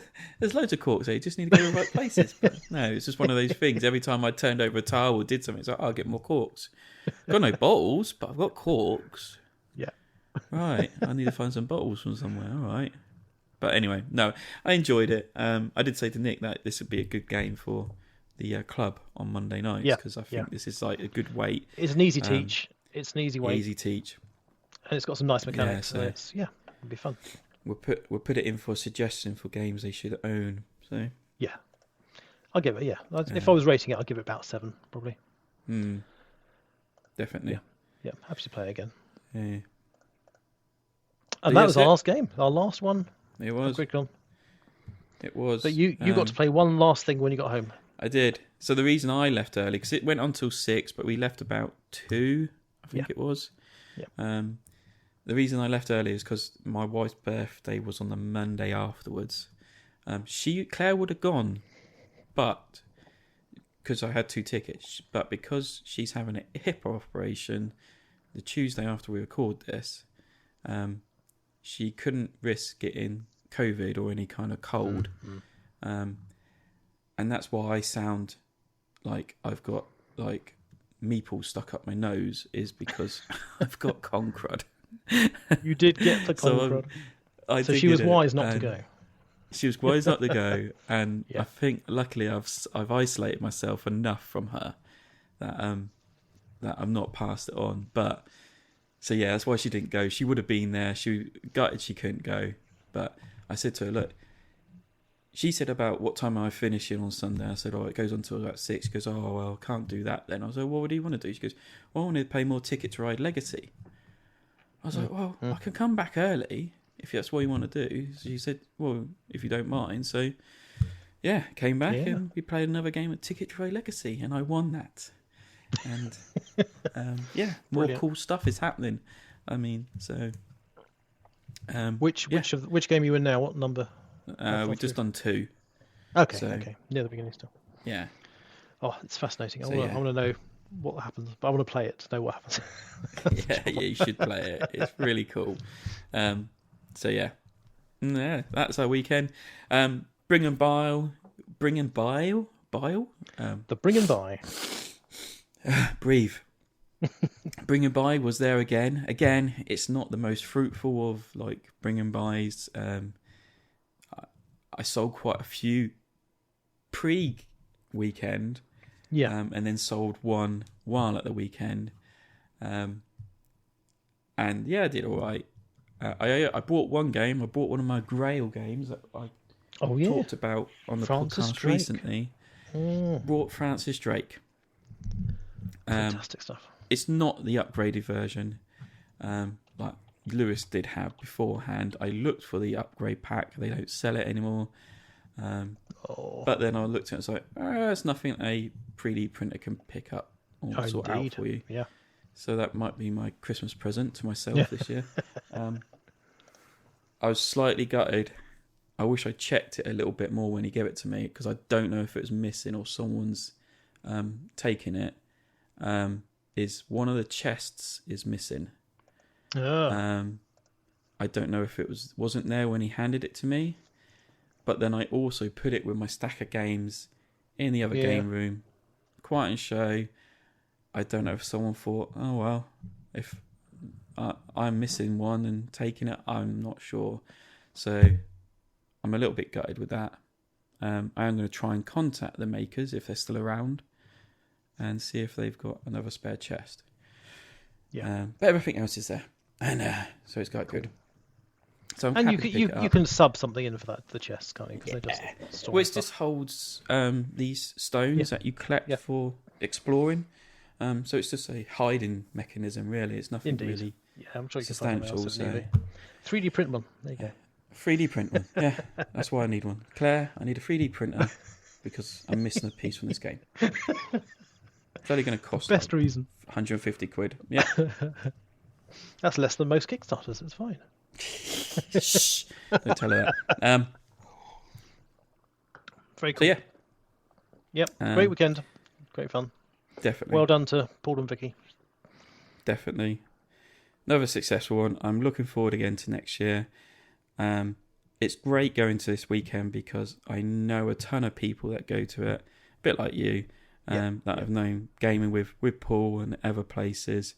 So it's like good, like gathering of friends for me, I think, as to put it. And then you bump into people like David Turtsey and Richard Breeze and David Big Digby and all like well-known board game designers throughout the industry, and they're just there playing games with you and things like that. Who was the other Dice Hospital guy? Sorry. I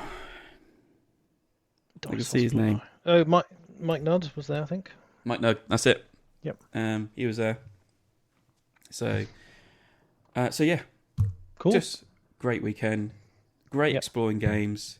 Well worth games, if you miss Essen, miss out on the hotness from Essen, Paul's usually bringing it back, and it's usually there to play. It's kind of ideal, isn't it? Because it's just after Essen, and so many people have those games they want to play, and they bring them. Well, that's the idea when he them. started doing what was called Rune Meet. At his house to play his was Essen games, is the fact. Yeah, it's play his Essen games. He got these games and he wants to play them, so he invited all his mates round for the weekend. That's where it's grown from, is that, well, I can't now have 1,000 people coming to my house. I don't think it's that many, actually.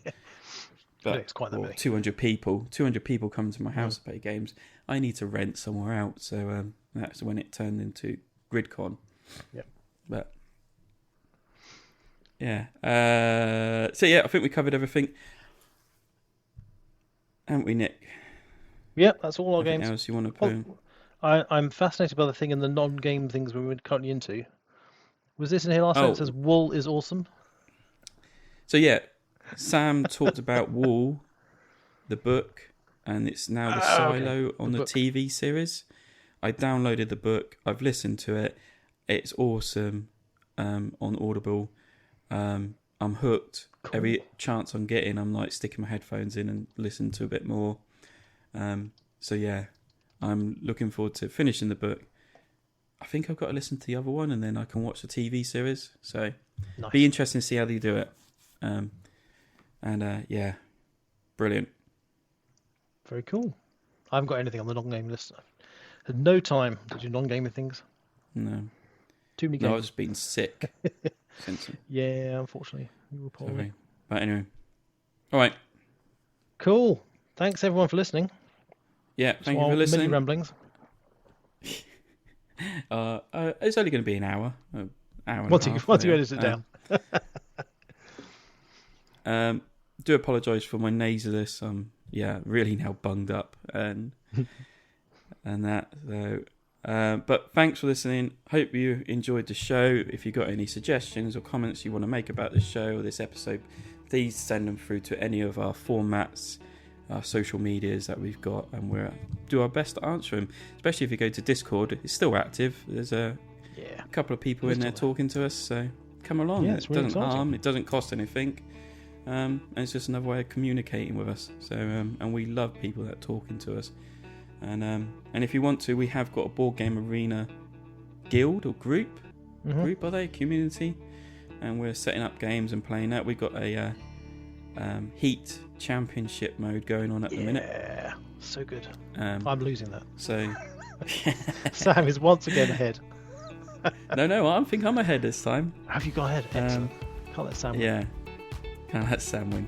I got this really strong card that threw me in the lead. Nice. So yeah, go along to any of those and check it out. And all the links will be in the show notes. So everything we've talked about, all the ways of contacting us, things like that are in the show notes. And yeah, thank you for listening. And time to say goodbye, Nick. Goodbye, everyone.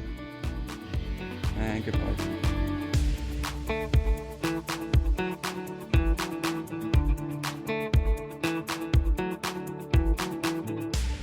I think we've covered everything else. Get off me. I just caught a fly. Yeah. Well done. Chan Lee.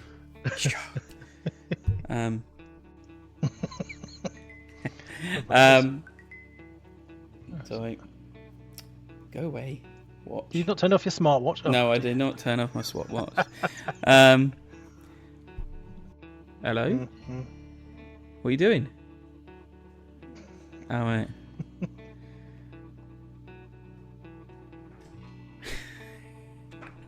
Just as all opens and then no one comes in. I'm like, what? Yeah. Oh dear. Final cough. I realised we didn't do a sinking clap at the beginning. I don't know if it's useful giving a sinking clap now. Crap. I started recording No, when I just- said I've started recording, and you said, "Oh yes, I should start recording." So you should be able to sync that. Well, have you stopped recording yet? Not yet. Right. Let's stop recording in when I say stop. So Okay. 3, 2, 1, stop.